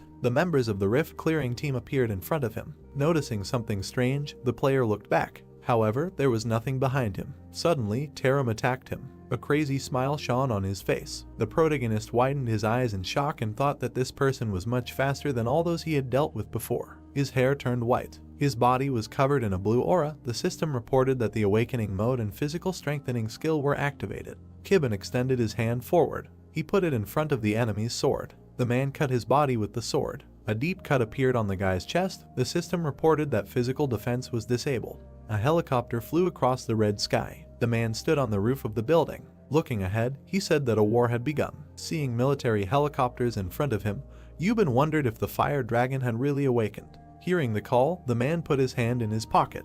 The phone screen showed the words emergency call. The player sighed, lowering the corners of his lips. The city was in ruins. Someone waved. The girl happily closed her eyes and greeted the viewers. Holding a selfie stick in front of her, Yui said that she decided to do a live broadcast outside the house. Pointing to the destroyed city, the woman said that the sky above Incheon had turned red. The streamer squinted and asked if someone was actually trying to awaken the fire dragon.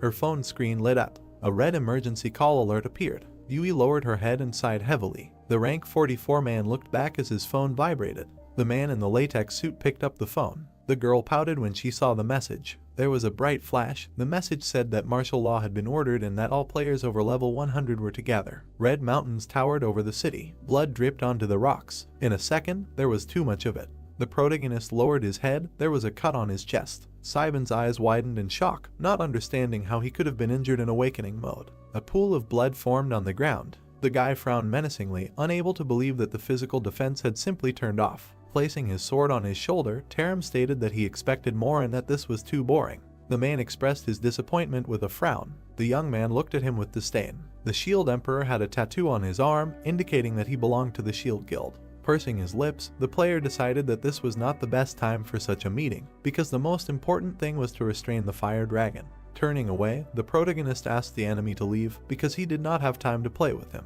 The Vice Guild leader cut the ground with his sword and ordered the enemy to forget about the fire dragon. Squinting furiously, he promised to kill him. Saiban raised his hand. Blood dripped onto the ground again.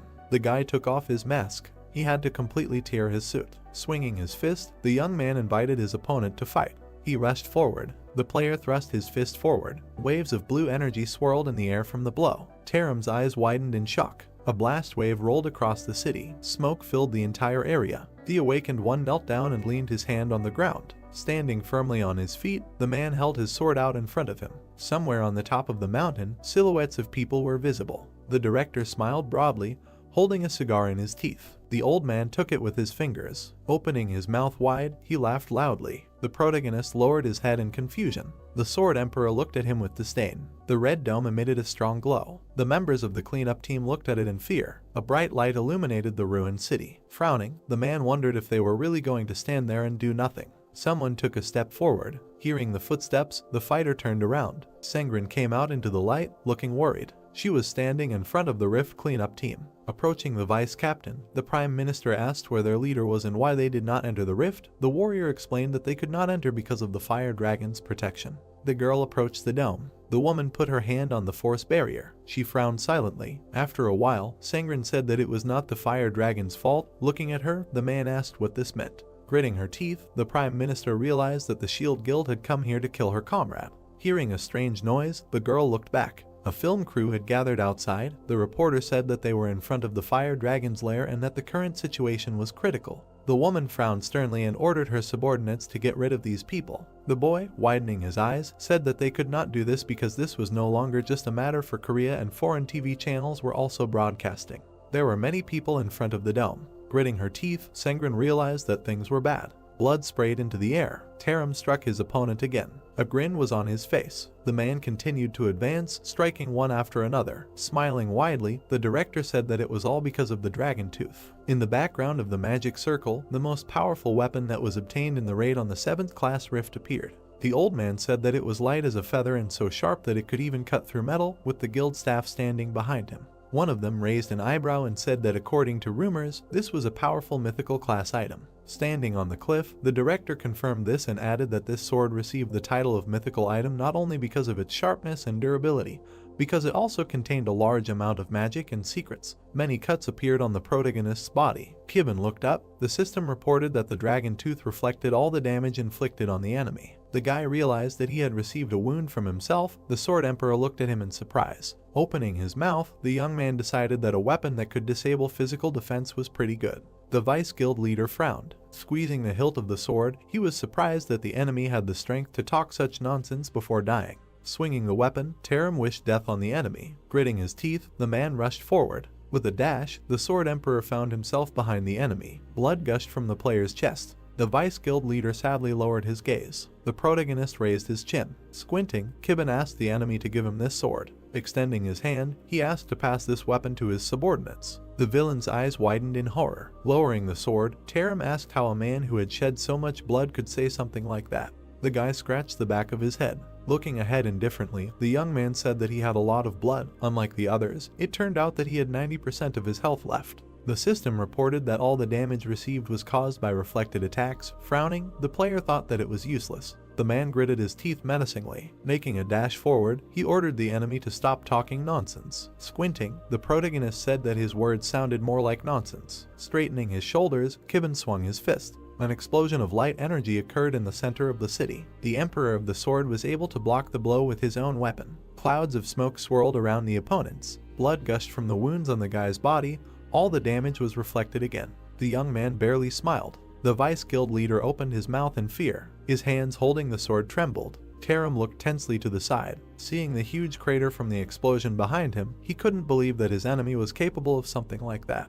Blood poured out of the player's mouth. Raising his hand, the protagonist said that his own attacks were quite painful. Clenching his fist, Saiban laughed. Frowning menacingly, the guy asked how long the enemy would be able to reflect his blows. His health had hardly decreased. The fire dragon opened its mouth wide and roared. The reptile swung its tail. The monster destroyed several houses with it. Cracks appeared on the force barrier. At the same moment, they were restored. Baring its teeth, the monster growled in displeasure. A wave of fire washed over the dome. Spewing flames, the lizard tried to break through it. The director looked at the sky in amazement. His subordinates were scared. Lighting a cigar, the man asked them not to be indignant. Closing his eyes, the old man explained that it was almost impossible to overcome the 8th class rift from the inside, so breaking through it was also not an easy task. The fire dragon flew up above the fire. The shield guild still had time before the rift collapsed. The monster flashed its fiery eyes. Rearing up, the reptile roared loudly. Looking up, the director thought that this was the boss of the 8th class. Frowning, he realized that the barrier was weakening with each passing minute. Holding the daystone in his hands, the man decided to use it only as a last resort.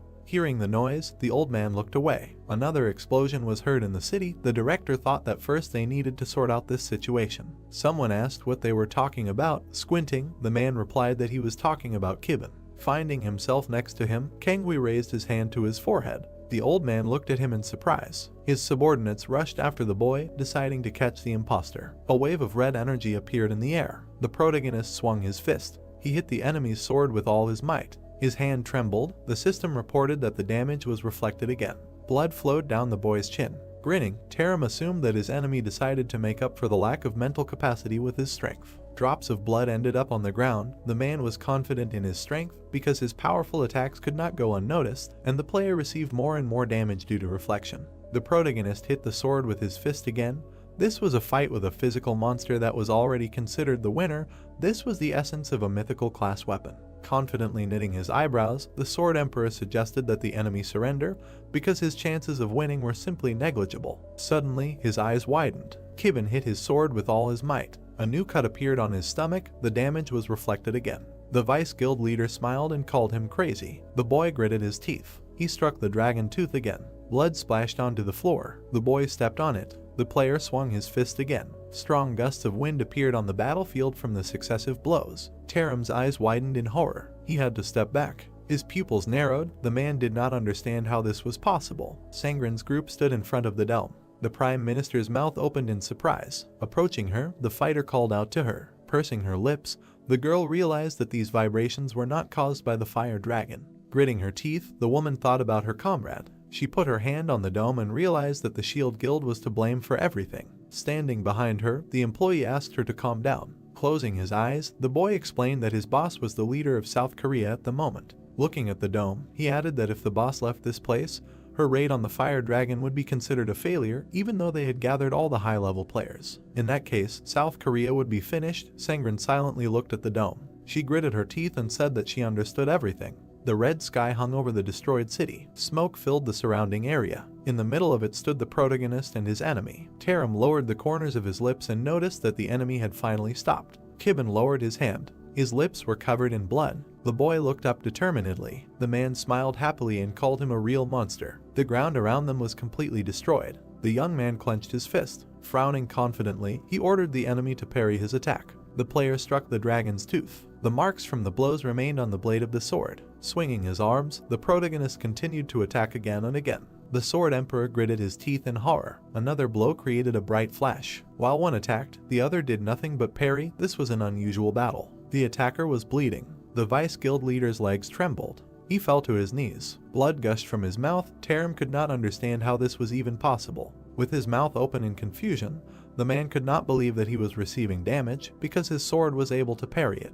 The Sword Emperor looked at his weapon. A crack appeared on the blade. The villain's eyes widened in shock. Sitting on one knee, the Vice Guild leader of the shield looked up. Flashing his crazy eyes, the protagonist urged him to continue parrying the blows. The villain's tense face was covered in sweat. Saiban swung his fist again. With his mouth wide open, Taram asked him to stop. Gritting his teeth, the guy prepared to deliver the decisive blow. The powerful attack pushed the man into the ground. The blade of the dragon tooth began to crack even more. Blood gushed out from the mouth of its owner. The young man extended one hand and swung the other. His fist slammed into the blade of the sword. The weapon broke in half. The player's fist appeared in front of the enemy's face. Seeing him, the Sword Emperor opened his mouth in shock. The fist hit him right in the face. The tooth flew out of his mouth. The ground on the battlefield shook from such an incredible attack. The nose and jaw of the vice leader of the Shield Guild were clearly broken. The protagonist lowered his head. The broken sword fell to the ground. Kibben stood next to the defeated enemy. Kanghui continued to run away from the guild members. The boy held out his index finger and said that his friend had won. The people's mouths opened in shock, unable to believe it. They looked at the destroyed city. The boy raised the hilt of the sword. He looked closely at the remains of the dragon tooth and was upset that the weapon was broken. Standing on the cliff, the staff said that this could not be. Taram was lying on the ground with his arms outstretched. No one could believe his defeat. The director raised his eyebrows in shock. A drop of sweat rolled down his cheek. The Sword Emperor was in the top 3 strongest players in South Korea, and no one could even imagine that he could lose. There were dead people lying on the floor of the office. The only prerequisite for all the reckless actions of the Shield Guild is strength. But everything collapsed in an instant. The guild members stood on the cliff in front of the ruins. Only one person was to blame for everything. The protagonist lowered his eyes. Approaching the leader, the people in uniform asked what they should do with their plan now. The fire dragon spread its wings. Taram attacked Kibben. The Shield Guild wanted to kill him, having previously awakened the 8th level boss. The director held the Daystone in his hand, which could be used to seal the dragon. The boy was wearing a special uniform. According to the plan, he was to be declared a true hero who died in battle while trying to resist the monster, in which case he would be quickly forgotten. The white flag fluttered in the wind, having lost the youth who was the substitute for the capital's defense forces. Sangren and the state organizations would have no choice but to bury the truth about the death of their comrade. Then the entire nation would recognize the victory over the monster as an achievement of the Shield Guild. Frowning, the old man thought that this was their plan. The man narrowed his eyes in disdain. Standing on the edge of the cliff, the director ordered the use of a teleportation stone to leave here. Raising his eyebrows, His subordinate asked if they would not use the Daystone to prevent the fire dragon from leaving the barrier. The old man closed his eyes and explained that even though South Korea had gathered level 100 players, successfully raiding a class 8 boss would be no easy task, and most of the Shield Guild members were level 100 players, and without them, the raid would be impossible. The blonde man lowered his head and asked what they should do now. The man grinned and explained that they would appear at the climax to use the Daystone at the crucial moment.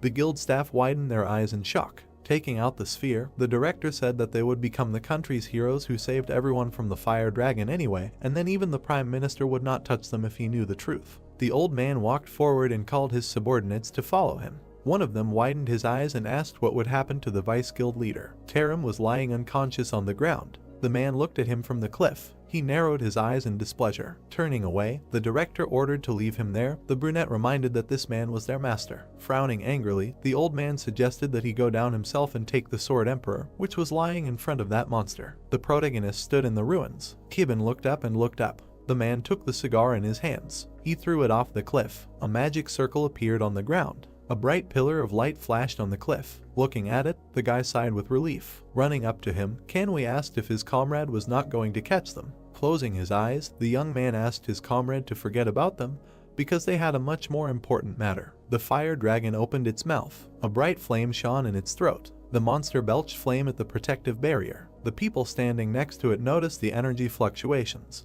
Holding a special device in her hands, the girl reported that the barrier had been destroyed by 89% and that there were 5 minutes left until the rift was completely destroyed. Sangren looked at his subordinate with excitement. The man, opening his mouth wide, suggested that his colleague send the players inside the barrier since they only had 5 minutes left. The woman looked at the dome in fear. The force field began to disappear. The part of the city hidden behind it began to clear up. Soon, the dome completely disappeared from Incheon. The operator, his eyes wide in shock, asked if the barrier was really disappearing.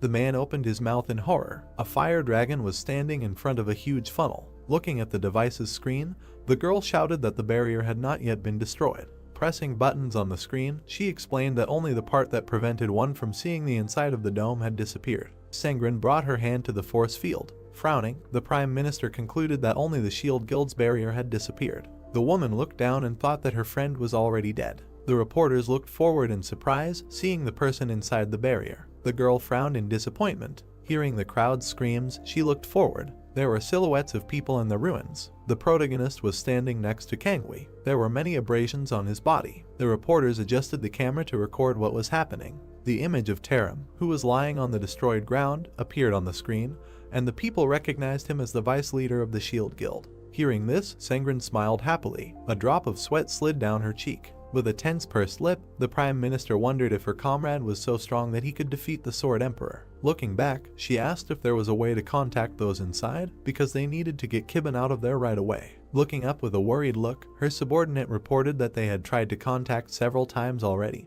but the rift waves were so strong that the signal was not getting through. The boy gritted his teeth as he heard the terrible roar. The fire dragon reared up and let out a battle cry. The reptile rained flames down on the walls of the barrier. The employee frowned and shouted that the barrier was 97% destroyed and that the rift would collapse any minute. The woman frowned furiously and realized that they had to stall for time and not let the monster break free. Looking at the players gathered near the dome, she thought that it was too early to announce a raid. People were sitting on the rocks waiting.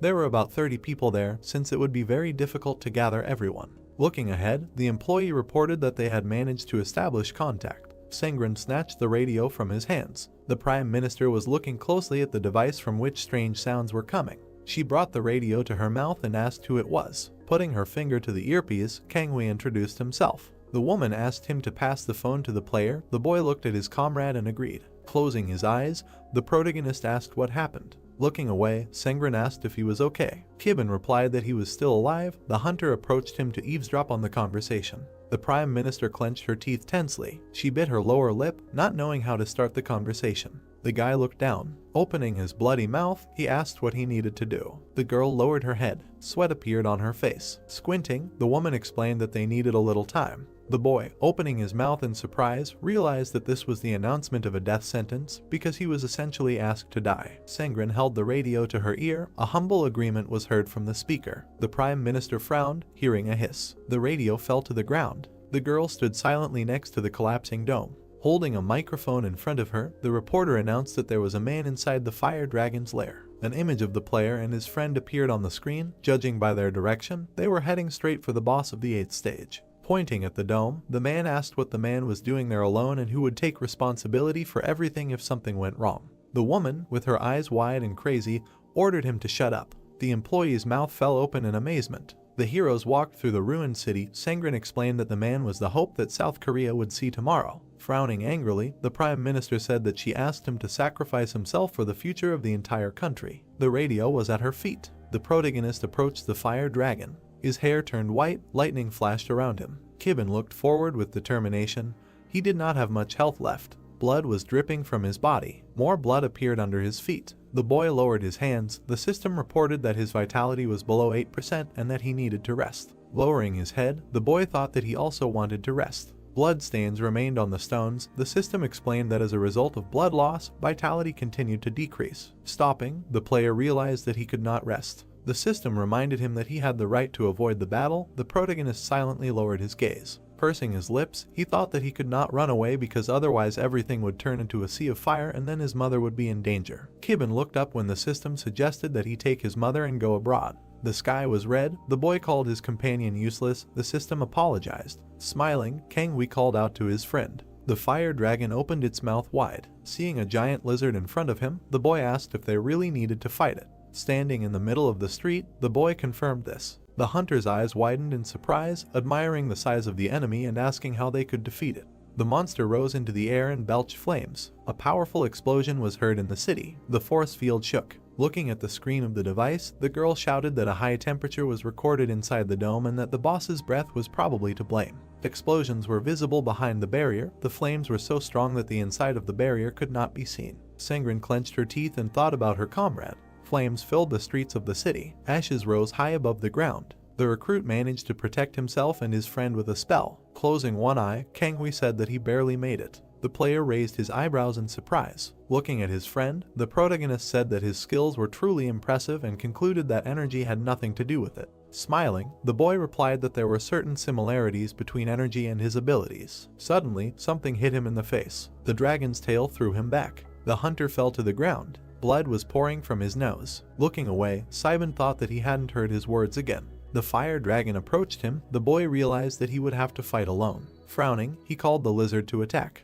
The monster bared its fangs and growled. The reptile extended its clawed paw forward. It hit the ground with force. The asphalt crumbled under its claws. The boy jumped on the monster's paw. The boss swung his paw, throwing him into the air. The fire dragon swung its tail. It managed to strike the destroyed part of the city. Dust filled the entire area. The player was able to stop the tail with his hand. The powerful blow pressed him into the ground, but he managed to stay on his feet. Blood gushed from the wounds on his chest. Blood was also flowing from the protagonist's mouth. The system warned that his vitality level had decreased by 7%.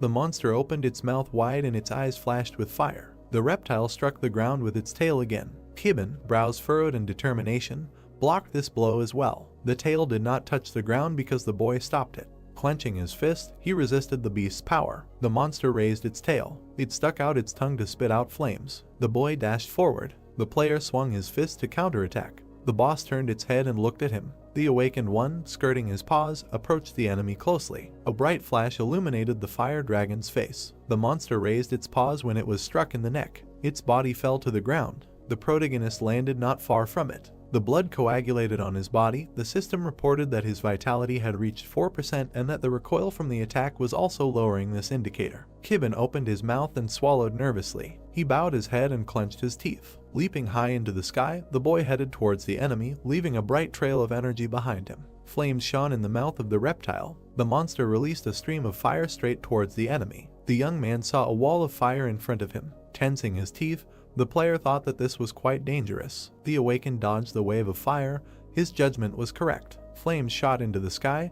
The breath of the 8th level boss could melt even steel. The protagonist spread his arms, trying to dodge the attack. Even resistance would not help him withstand it, because it was a fatal attack that simply had to be avoided. Kibben's eyes widened. Noticing something, he looked to the side. Turning around, the boy noticed where the fireball was heading. The fiery projectile approached the edge of the dome. The people on the other side opened their mouths in shock. The almost destroyed barrier was covered with a net. The breath of the fire dragon was impossible to avoid.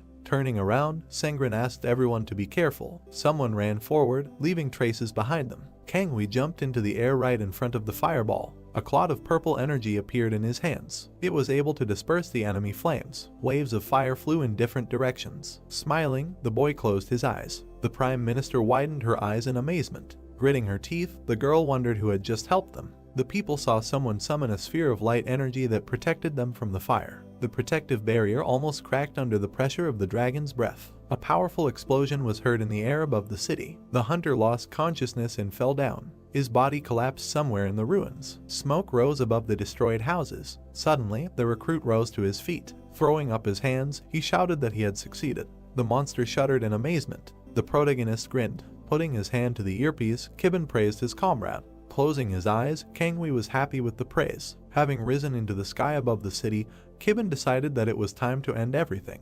The reptile looked at him and bared its teeth. The guy frowned menacingly. Spreading its wings, the monster roared loudly. A fireball appeared in front of its mouth. Soon the flame turned into a giant sphere. The young man's fist was covered in a blue aura. His entire body began to emit a bright glow. The player swung his fist. A wave of blue energy went straight to the enemy. The awakened one spread his arms to rush forward. He managed to get close to the level 8 boss. Traces of cuts appeared in the air. The protagonist broke through the body of the fire dragon thanks to the force of his blow. Many flashes sparkled around the monster. There were more and more of them. As a result, the reptile fell on the city. The system reported that the suppression of the boss was successful. Kibben lowered his hand. Clearing the fire dragon's nest rift was carried out for the first time. Blue particles glowed around the guy. His characteristics increased and his skills improved. The dead monster lay on the ground. The young man became the first to kill the fire dragon. Looking to the side, the player sighed in relief. He had very little health left. The awakened one landed next to the boss's head. He lowered his hands. The system warned that his physical strength level had dropped to 3%. Notifications reported that the user needed treatment. Rolling his eyes, the protagonist said that he understood everything and asked the system to be silent. A joyful Kangui ran up to him. Closing his eyes, the boy asked if the captain saw how he managed to reflect the fire dragon's breath. Pushing his friend in the shoulder, the hunter waited for praise from him. The system continued to remind him of treatment. Hearing a strange sound, Kibben's eyes widened tensely. He turned around. His eyes sparkled. The reptile's body began to sparkle. Its heart was the place where a huge amount of energy was stored. The monster's eyes lit up. Its heart collapsed before the enemy spent most of its strength. As a result, the remaining energy in the dragon's body began to flow out at an incredible speed. The heroes opened their mouths in shock. A bright light illuminated their faces. The dead monster exploded. Sengren opened her mouth in surprise, hearing a strange sound. Standing in front of the dome, the employee reported that the energy of a fire dragon had been detected, which was the strongest of all the previous energy surges. Gritting her teeth, the girl wondered what was happening inside the dome. The boy standing behind her reported that the gathering of all ranks, except for those belonging to the Shield Guild, was over. People were looking at the glowing barrier intently. There were tanks outside, and the auxiliary firepower troops were also on guard. The woman pursed her lips. A sparkling spear appeared in her hand. Frowning furiously, she ordered the barrier to be destroyed and the troops to enter. Sengren brought her hand to the force field. It began to disappear. Suddenly, the dome crumbled into red particles. Spreading her fingers, the Prime Minister realized that the barrier had disappeared. The girl saw a small spark in front of her. The frightened people noticed how similar sparks began to fall from the sky. Someone raised his hand to catch it. The players watched in surprise. Yui's eyes widened in surprise as she looked at the sparks. The woman looked at the spark that fell in confusion. The reporter said it had started snowing. Frowning, Sengren realized it wasn't snow at all. She jumped up and ran forward. Looking back, her subordinate noticed his boss heading somewhere. The Prime Minister was confidently moving forward. It turned out that ash was falling from the sky. The girl continued to run towards the closed rift. Ahead of her was only the ruined land. Sternly knitting her brows, she hoped that her friend had survived. Dust rose above the ruins of the city. Suddenly, the woman stopped. Lowering her arms, Sengren tried to catch her breath. Leaning forward, the Prime Minister opened her mouth to catch her breath. Hearing sounds coming from under the rubble, the girl looked back. Raising her eyebrows in fear, she shouted out the name of her comrade. Having escaped from under the rubble, Kangui called his name. The heroes looked at each other in confusion and were silent for a while. The city was completely destroyed. The woman asked where Kibben was. The boy replied that he did not know. Raising his hand to his forehead, he noticed something ahead. The hunter waved his hand and called Sengren. The recruit pointed his hand at the protagonist. The awakened one put his index finger forward. The wounded guy was standing by the wall. The young man lowered his head because he had no strength. The Prime Minister raised her eyebrows. She opened her mouth in amazement. The girl stood in place for a while. Then the woman took a step forward. The player leaned against the wall, illuminated by a bright light. Sangren walked in his direction. The Prime Minister almost approached her comrade. She stopped right in front of him. Smiling, the girl praised her friend for a good job.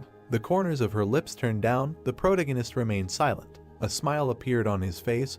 He sighed. The status window showed that he had only 1% of his health left. Military helicopters circled above the heroes. In the center of Seoul, in the Pangbi district, the Shield Guild office building towered. Someone ran down the corridor. A worried man ran into the boss's office. The director stood by the window and smoked a cigar.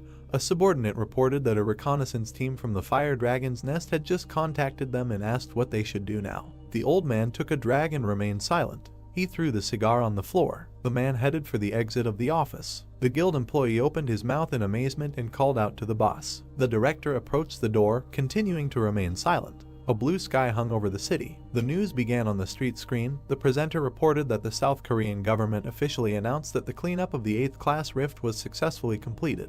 The screen showed an image of Sangren and the officials. The cleanup was done thanks to the tactics of the Ministry of Defense. Looking at the sheets of paper, the journalist said that an urgent message had arrived. The police had stormed the guild building. Law enforcement agencies announced that the vice leader of the Shield Guild and his henchmen had been arrested.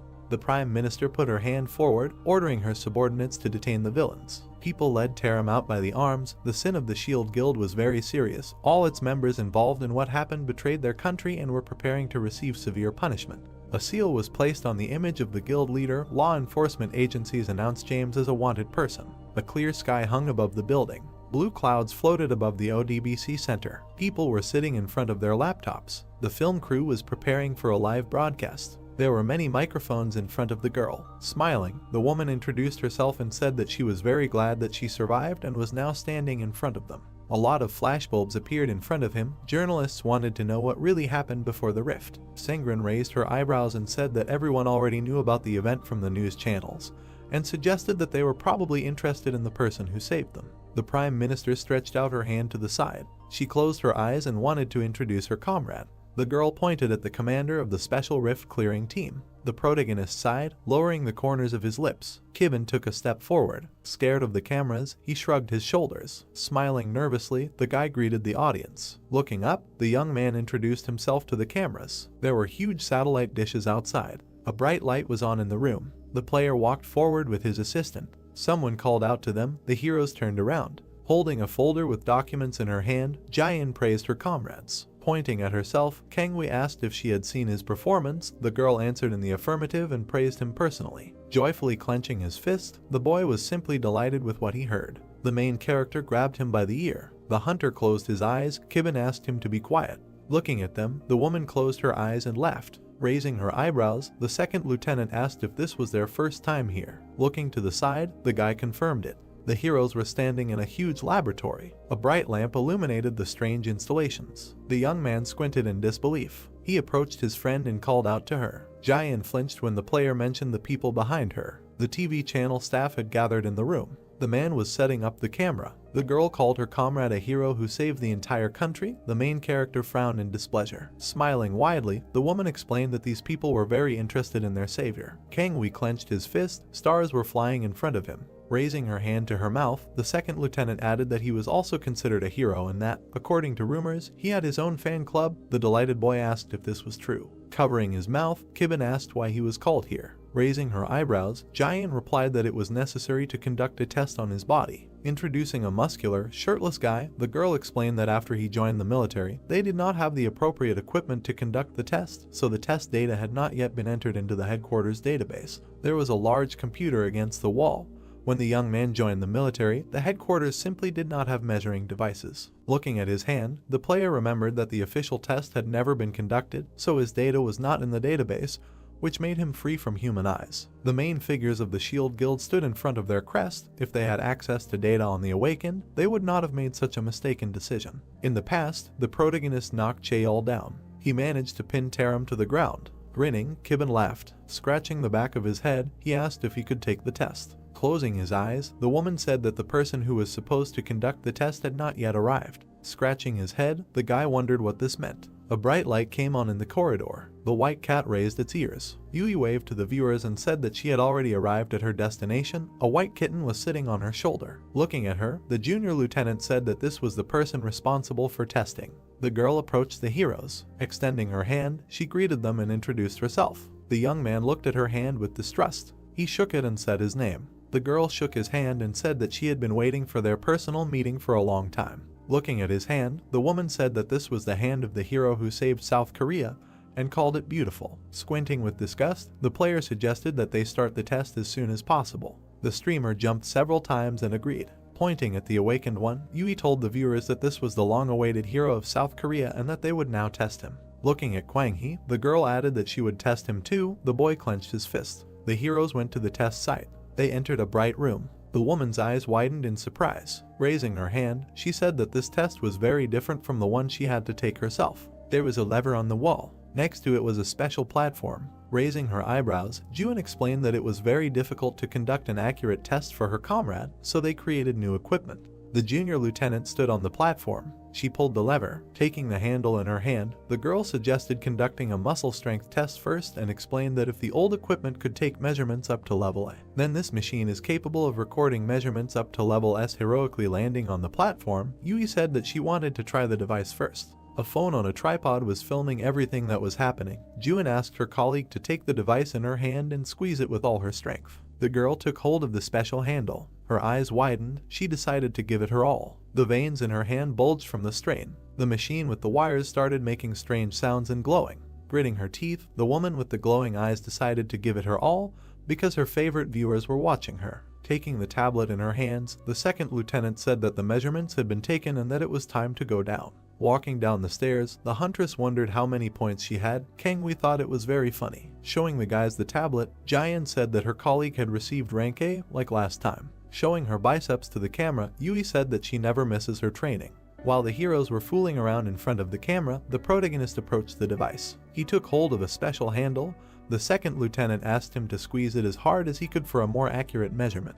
Worriedly knitting his brows, Kibben asked if everything would be okay. Putting her hand in her pocket, the girl asked him not to worry because this new equipment is made of a special material so it cannot break. Cutting her off mid-sentence, the boy clenched his fist and broke the handle, which shattered into small pieces. The huge machine began to hum and smoke. The woman opened her mouth in shock. The streamer's eyes widened in amazement. Kangwee's eyes sparkled with admiration. Smiling nervously, Jian asked how this could happen. Scratching the back of her head, the young man apologized. The second lieutenant fell to her knees. The people in the chat did not understand what was happening.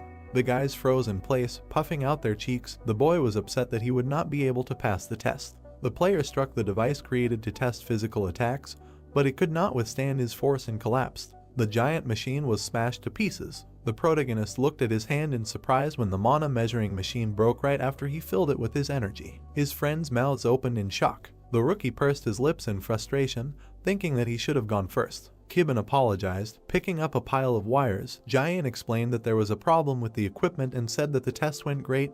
Yui agreed with her. The second lieutenant lowered her head. Smiling, the girl suggested changing the order of the procedures and moving straight to the interview since the testing went well to some extent. The guy frowned in excitement. The cameraman was looking at the camera. The film crew was sitting next to him. All the cameras and microphones were pointed towards the heroes. Smiling widely, the girl asked her friends to introduce themselves. On the screen, under the video, the name of the interview and the channel appeared. Now more than 100,000 viewers are watching the broadcast. Looking around, Kangwee asked where all these people were. Running up to the film crew, he began to look for them behind the boxes. Lifting him by the collar, the young man apologized. The player sat his comrade back on the chair. The woman covered her mouth with her hand to hold back her laughter. Looking at the guys, she asked if this was his concept or his real style. The main character looked away in embarrassment and replied that this was his real style. Sticking out his tongue, the boy said that he really liked steamed buns. Kibben asked him to be quieter. He sat down on a chair. Pointing at him with her hands, the streamer asked him to introduce himself again.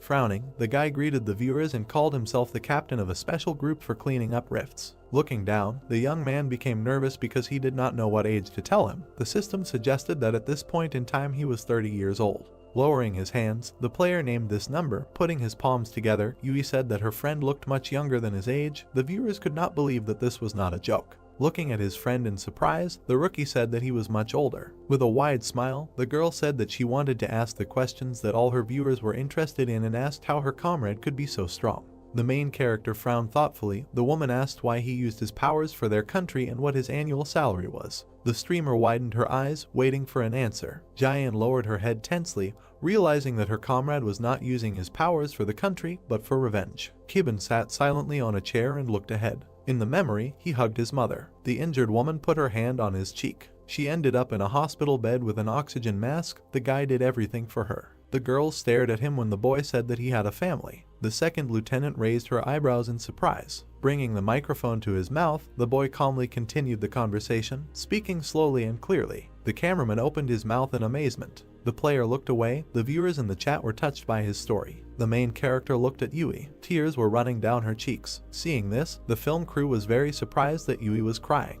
The lieutenant saw this and was also surprised. "So that's it," she said to herself, closing her eyes. Covering her face with her hands, the streamer cried because she, just like Kibin, lost her family members to monsters. At the same time, in another place, in the house of one of the families watching this live broadcast, two people were sitting. They were having dinner. They were Yui's mom and dad. Looking at the TV, the woman said, "It's starting again." She suddenly started beating her chest, screaming that these mom and dad were now completely alive and well, and their daughter had betrayed them by putting them in the grave. The man adjusted his glasses and told his wife to stop, because their daughter was popular, so she needed to play to the public because she was trying to do everything well. Yui wiped away her tears. The sun was shining brightly outside, and the father suggested leaving his daughter. After a while, a shout was heard in the studio that the interview was over. Everyone had done a great job. Yui approached the main character and said that he had also done well, to which the guy scratched the back of his head and replied that she had done well too.